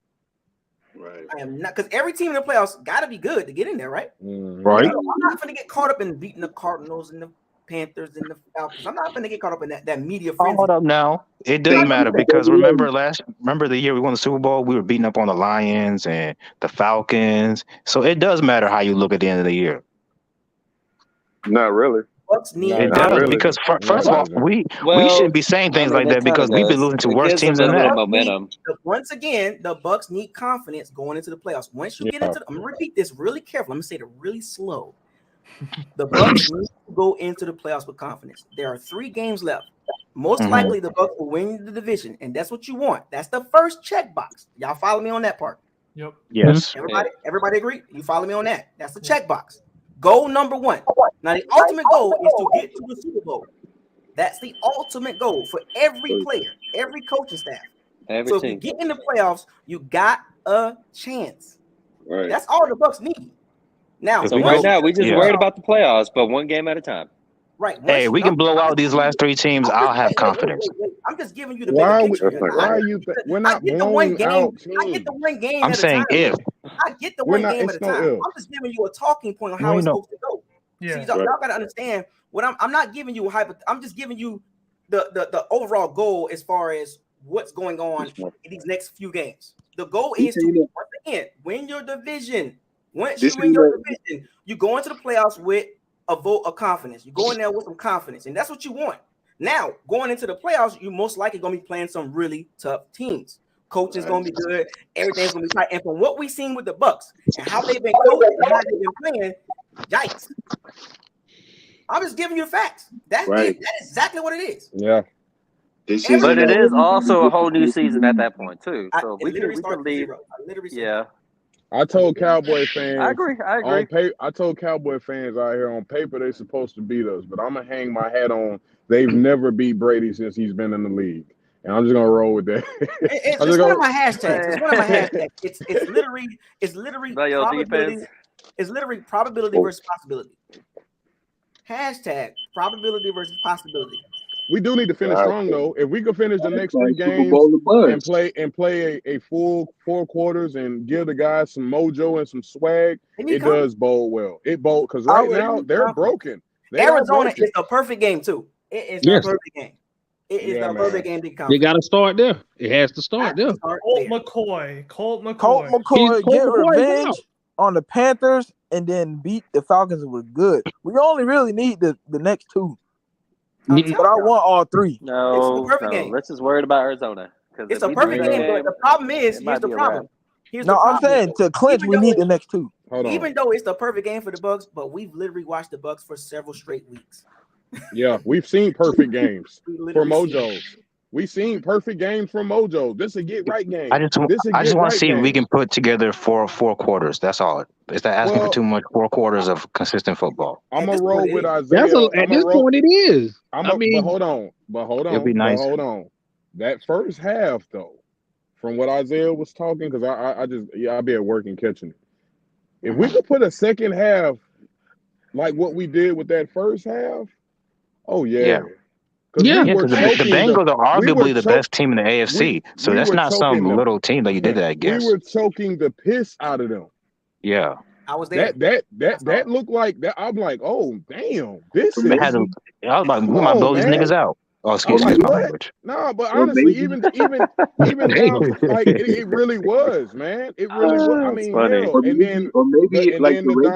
then the domino effect happened. The domino effects, and when Bucs, we all know that domino. It's got a lot of them behind them. It's a lot of teams, man. We can say that about multiple teams. But we too consistent with that, with the domino effect. Look at it. Like it's just one little thing, and we just When was the last time we had 4 turnovers in a row like that? Come on, y'all. One player. We had what was that, a 20 plus? What was that, a 20+ yard sack? Yeah, 23. Can I give y'all? Can I give y'all some positives? Wait. One player on our team has to get 1 penalty for it to all fall apart. 1 turnover from the offense for the whole game to fall apart. Yeah. Or drop pass. Others get penalties. The Bucs did a great job. Like I was sitting there watching it live, and I literally was watching really close. So in live, right, you saw what the Bucs were doing. You saw exactly what they was trying to do and what they were actually doing. Right, everything that they planned for, they practiced for, it was actually working on the field. So the first half was actually, to me, in my opinion, and watching it in person, that was the best first half. That was the best first half. Mike Evans was getting looks. It was. That was the best first half. That's what I'm saying. I was giving Todd Bowles his credit. I mean, not Todd Bowles, but Byron Leftwich. But what if this is a positive to build? Like, don't throw the plan. Yes. Say, hey man, thank you. Go into Arizona with this same thing and let's get it complete. And my rebuttal to that is, do you have faith in the coaching? Not keep on strong. Shit, we got no choice. Here's the point. It's not a point of being a choice. It's do you believe in the coaching? No, I think so. As fans, we probably don't. No. But as players, I'm sure they. I mean, they believe in each other. Do they? Do they believe in the coaching? I'm not gonna lie. As a coach, though, I'm gonna win say a yes. Super Bowl, you gotta have some sort of trust. I'm gonna say yes and no to that, Isaiah, but I'm gonna lean more to yes because there are some great positives in that first half. You just didn't counteract what they were doing in the second. But we had positives in the Seattle game, and they didn't even go off of it. This is the most dominant we've looked on the both first sides half. of the ball. We had a good first half against Seattle. But Cincinnati's a better team than Seattle. Yeah, this was a complete. The point is not which one's the best positives or not. The point is there is potential, right?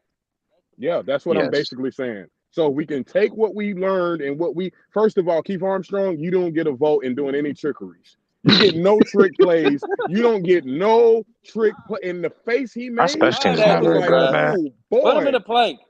Oh boy, our coverage units are so bad on special teams. Man, it's not even about the coverage. What gave you the ability to think we are good when we can trick somebody? And I hate when Todd Bowles answers and says, well, they were lined up in something we could have taken advantage of. Wow. I mean, if you're going to do it, at least be on the same page. Good Lord. What gives this coaching staff or the special teams unit the idea of our kickers to make 50-yard field goals plus? Thank you. See, that's why he's done it before. This is why I didn't want to put Suckup in the thing because they set him up to fail. Everyone knows that Suckup can't go. He's done that before, hasn't he? He's hit 50-yard field goals. No, he hasn't. I don't think so. Not this year.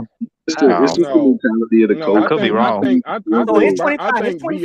His 25 kicks from 50 yards. He's 11 for 25. So you spent. Oh my God! Tilgo, did you see Matt Gay hit a 55-yarder? Oh well, Matt Gay's good now because he left the Bucs. You're automatically good if you leave the Bucs. Oh, unbelievable. Hey, that field goal he missed though, ain't that the 100 end for the Bucs anyway? They always miss on that end. But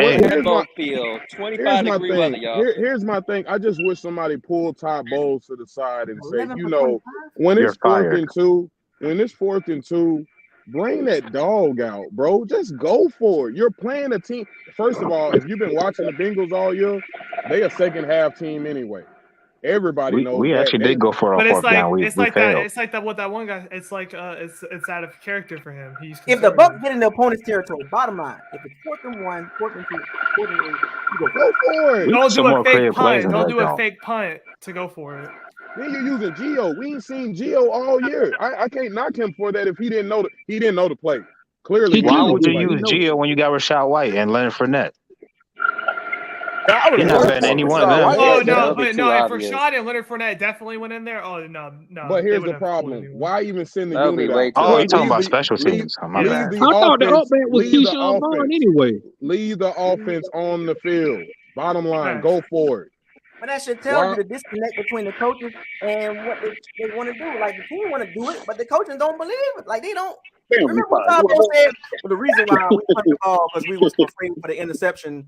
We didn't want to hit, Tom Brady throw interceptions. Hey, and then weeks, and then after that, Tom started to throw interceptions.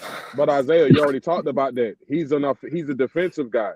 They believe the game is won in the turnover battle. So offensively, they're going to be more nervous. Now, Tom must have saw something when he said that, because after he said that, now Tom's starting to throw interceptions. Tom saw something. Anybody answer this for me? Why is it that on 3rd and 2, we just continue to throw the ball? Like, we're throwing the ball on 3rd and short. See, okay, wait a minute. See, this is the problem with Eli. We were moving the ball. Wait. This is the problem with Eli. Listen, have you accepted the team for what it is? Yeah, exactly. Yeah, I'm not asking no more why we do this and do that. Yeah, Eli, when it's 3rd and 9, we only run. Eli, when it's 3rd and 9, we only do 4-yard routes. But one thing, common sense to say we're moving the ball, running the damn ball. We get it. Yeah, we get it. But now that's we ain't about that. We get it, but we ain't it. But my issue, though, I get what you're saying in accepting. But I'm just trying to figure out. What have we done all year that warrants?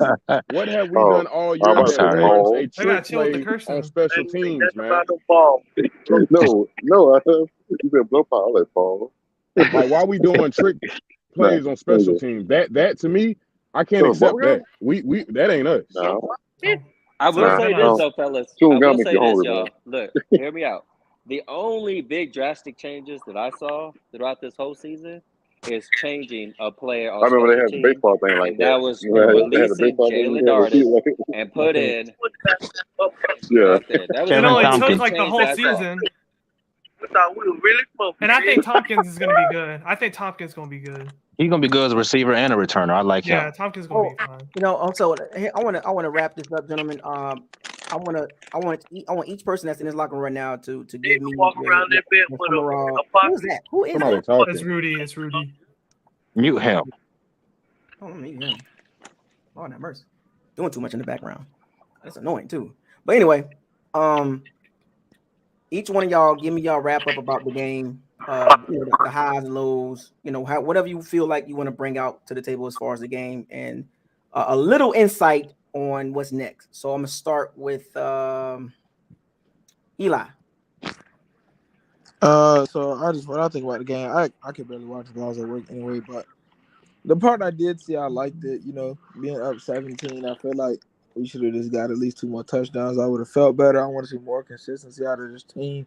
And if we're beating on a team, keep your foot on their neck and wear them out until that clock hits triple zeros in the fourth quarter. That's all I want for this team. These next 3 games, just please beat these boys down. Not even beat them down. Just win. I just want to have more points at the end of the game. Win. Let's get focused. Let's get ready for Trace McSorley because he's the one that's starting. And let's get to it. And Lord have mercy. That's it. We lose to Trey McSorley. Okay, so is that it? For you, Eli? Yeah, that's it for me. I'll mute myself. I appreciate you coming in, man. Tomorrow will be the preview video, so don't miss that one. Definitely won't. All right. So up next, we gonna do Rudy all day. Just want to see if we can have a complete game. Just show that we can have a complete game, and have some positives going into each game thereafter. Just have confidence going into each game and win quarter by quarter. Okay. Yeah, that's it. That's all you got? Yeah, that's all I got. Tomorrow is the preview video, the Bucs versus Cardinals. That's gonna be a pretty easy game to kind of preview, but hey, we never know. But appreciate you coming to the locker room, Rudy.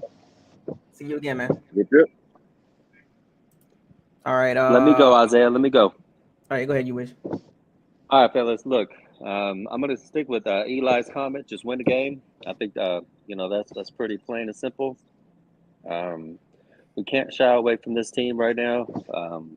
Anything can happen, but if we win, great. On to the next week. If we don't, it's going to be tough, fellas, and we might as well worry about next year. However, one stat is with the Bengals game.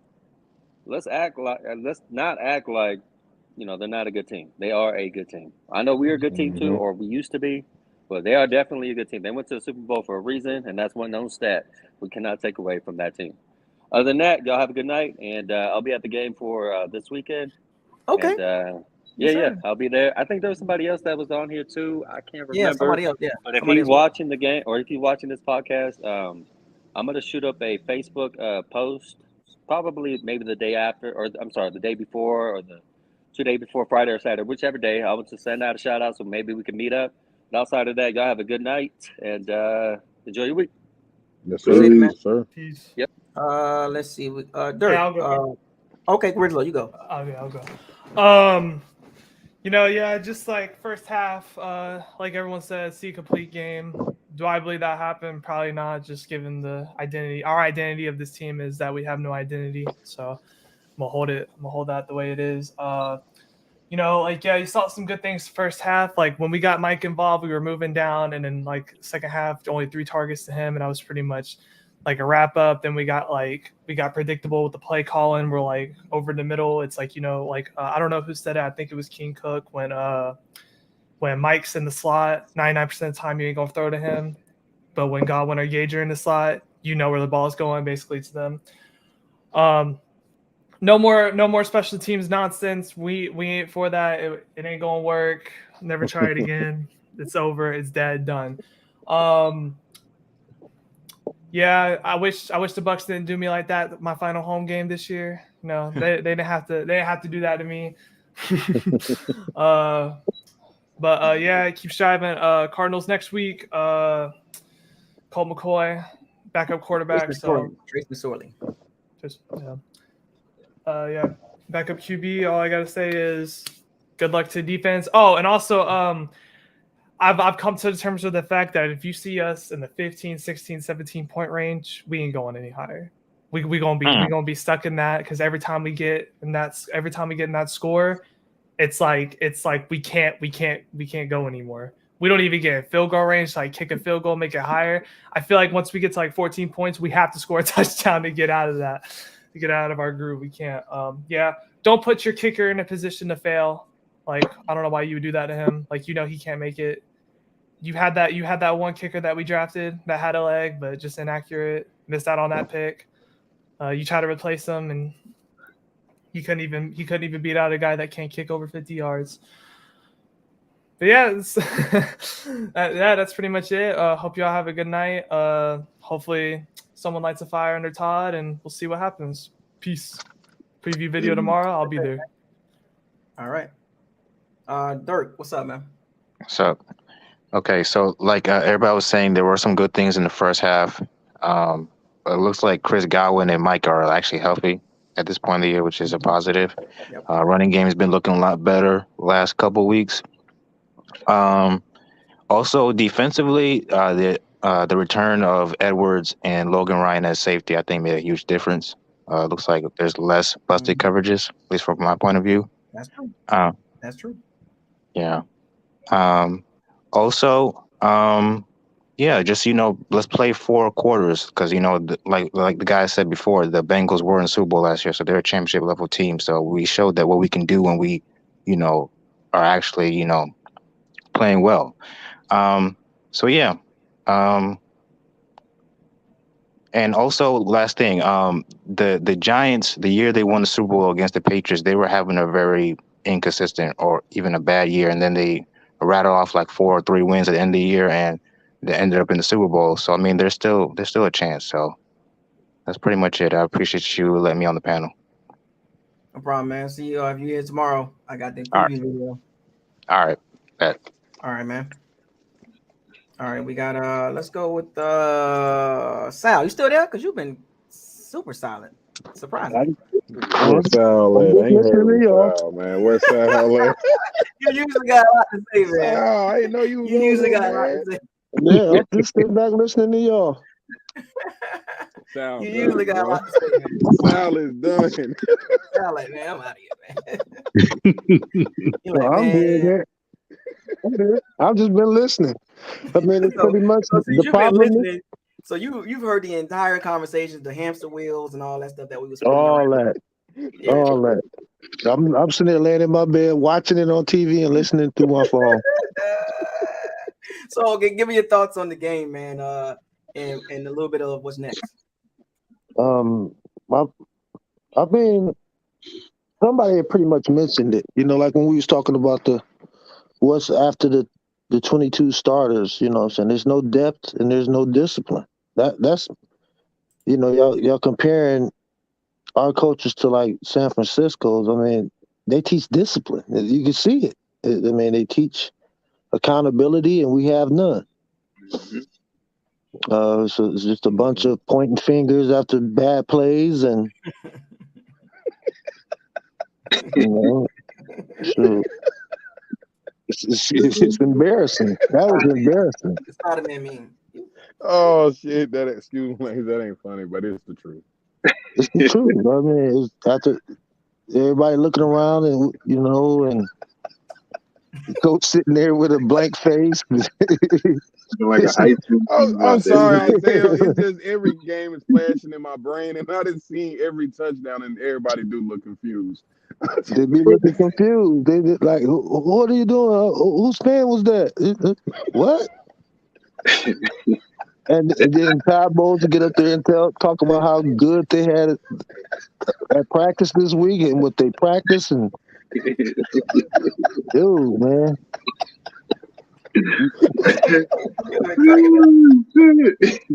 Half of this thing is special needs, man. I'm just gonna say it. Sal, go to bed, bro. y'all already know how I feel about Brady. So yeah, we do. We know that. Y'all know them four turnovers. I let everybody say what they want to say, but come on now. You had a Brady fan up in there. You ain't say nothing to him. Yeah, I did. I said, whose man's is this? Right, this dude said, "I'm not a Bucs fan. I'm a Brady fan." I was like, man, whose man's is this? Man, you could But get he it. shared some I decent wasn't gonna insight. cook him up because I want to hear what he gonna say, but he was totally wrong. Well, I mean, you got to think about it. When you're a fan of a player, you see it from that lens. You're not going to see it. Yeah, well, telling his boy had 4 turnovers in 4 series. It totally flipped the game around. He didn't too much talk about that though. He didn't too much bring that up. No, he wasn't gonna bring it up. Most Brady fans don't. They're not gonna bring it up. And it ain't that I hate the guy. I'm just saying I see the fall offs. And everybody expect him to hit a wall. It ain't a wall. It's just certain things that's gonna happen gradually. Throwing the ball where it ain't supposed to be at. Throwing it to receivers that ain't even open. Just he's being very un-Brady. Erratic. Yeah, it's just erratic. It's like he's pressing. Man, you're supposed to be cool, calm, Tom. I ain't seeing that. I'm seeing a bunch of. No, I will say that he does scream a lot more when he throw them interceptions. Look at the ground in frustration. Yeah, he's pouting and all that. Man, that's you, man. Yeah, he knows that. That's why he's frustrated. But he try to act like he ain't did nothing wrong though. Yeah, but let him see now on his like I remember somebody said something like on his podcast or whatever. He took total responsibility for it. But I remember I watched at the end of the press conference at the end of the game. It wasn't no I. He kept saying we. And I was like, no, see, that's wrong. You're supposed to take accountability for this. I didn't that's like always that. been Brady. Is like they said. I'm sorry to cut you off, but it's like when Tampa win, it's Brady. It's I. But when we lose, is we as a team. We got to get better. You hear that too? It's too much. You hear that too much. To be honest, in my opinion, I'm sorry, so I got to jump in and say this. He was the worst player on the field. He was. That ain't no question. But nobody's gonna point out to that. They're just gonna throw his 7 Super Bowl rings in front of that and not point out the obvious. Like, I mean, and everybody, it's like the whole world takes offense to you pointing out his bad play. Like, it's just like LeBron James. It's like LeBron James. Anybody else in that cloth? You know how it goes. They're bigger than the sport. That's why. What have you done for me lately? Yeah, I mean, he was the worst player. He was the worst player. In the second half, he was the worst player on the field. He totally deflated all the momentum, took all the air out of the team with those 4 interceptions, those 4 turnovers.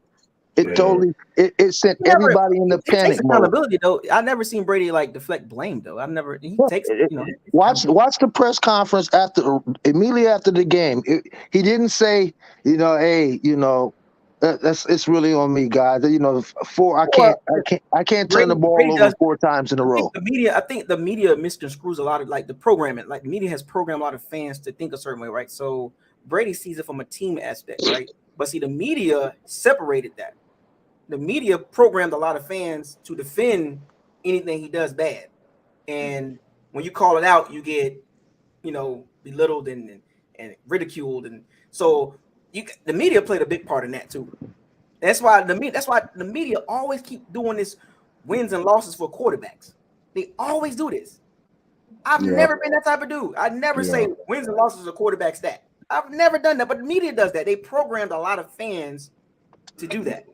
Well, the problem with that too, and then I'm gonna let him get back, is I don't want to spend too much on it because he was talking on that. But the issue also is we're one of the few team. We're the only team that pretty much has a quarterback where we have to carry him. So he's just supposed to be here to manage. He's just supposed to be here to manage. And the problem is he can't. His managing is diminishing with certain things he does. So, and unfortunately, today's football isn't built off of game managers. Most of these teams have quarterbacks that can go get that thing done. Yeah. I'm gonna go get it. Make a play. They all in the AFC. They all in the AFC. We need a yard. Leave me in there. I'm gonna go get it. Right. I don't need the quarterback that has to wait for the perfect every other 4 games for a quarterback sneak because he's too old to be injured or don't want to get hit.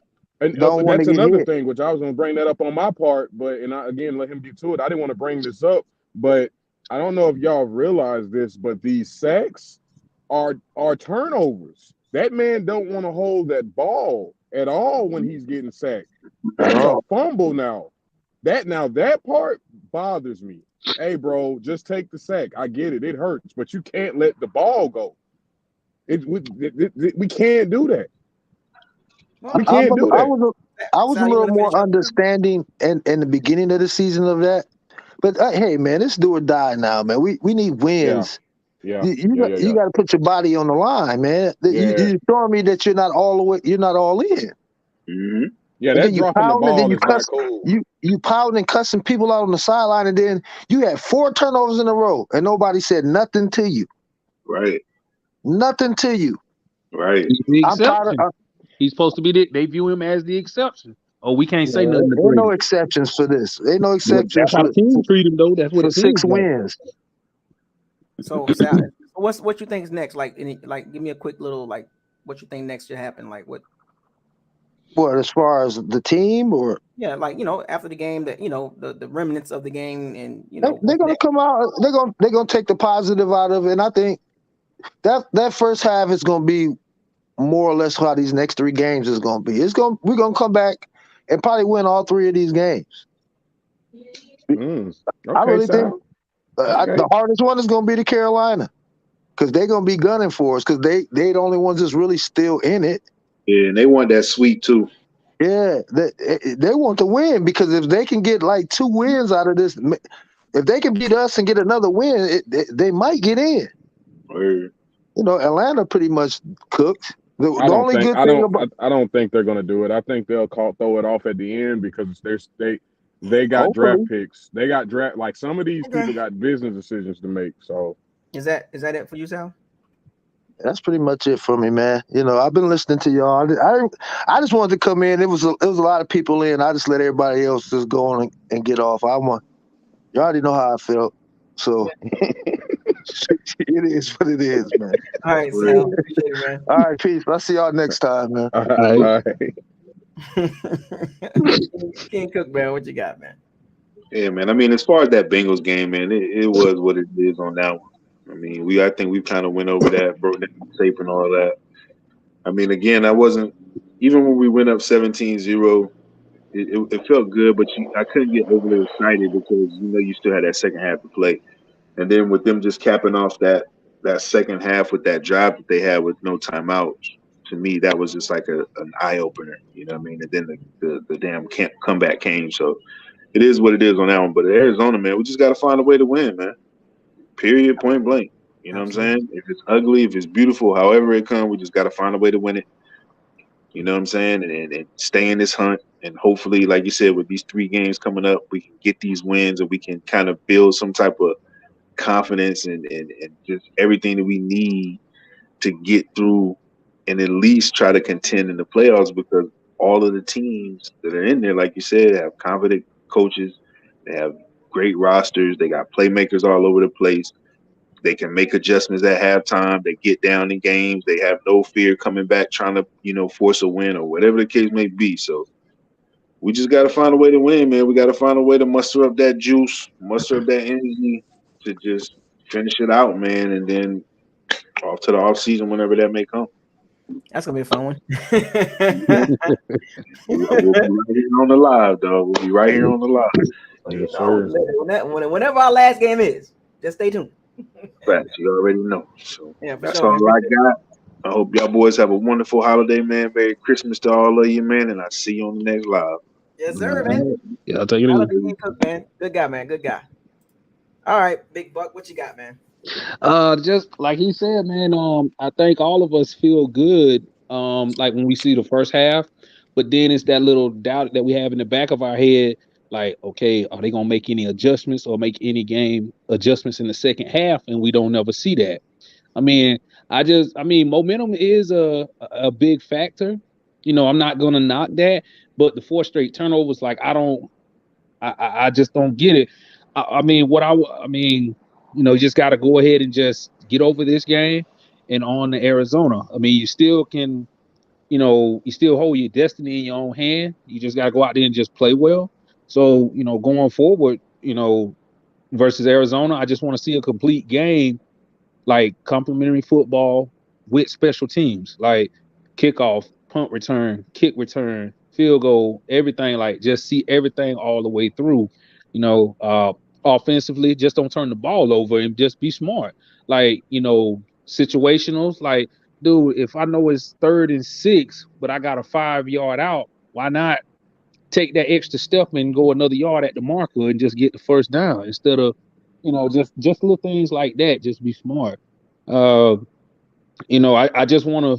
I can't even lie to you.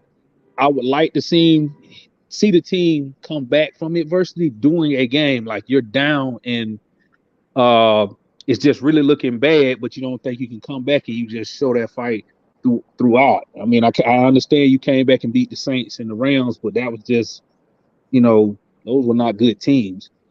So if we get to the playoffs and in that situation, I would like to see that, but that's kind of hard to say at this point, considering who you will be playing.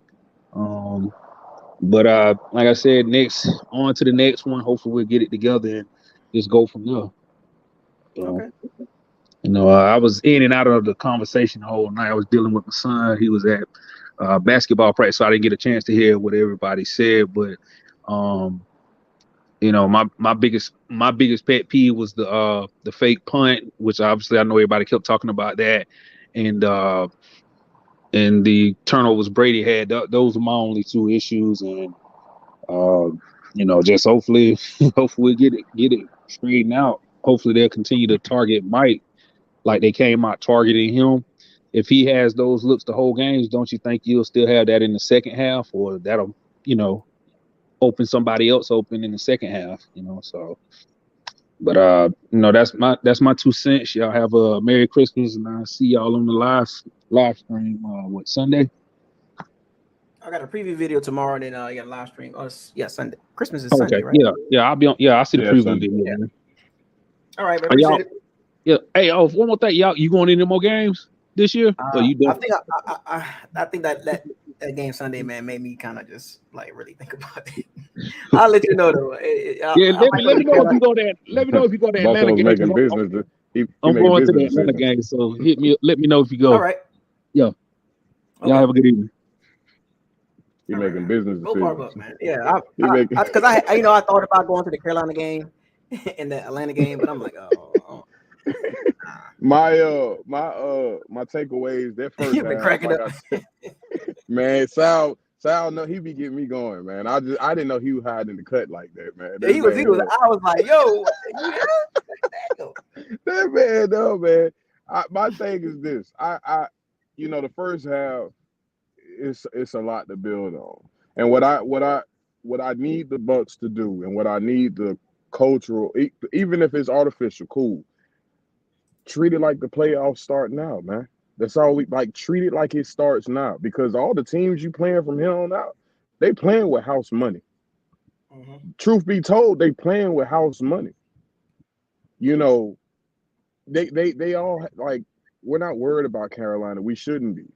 We shouldn't be, right? But at the end of the day, they still kind of just we're half a game above them or something.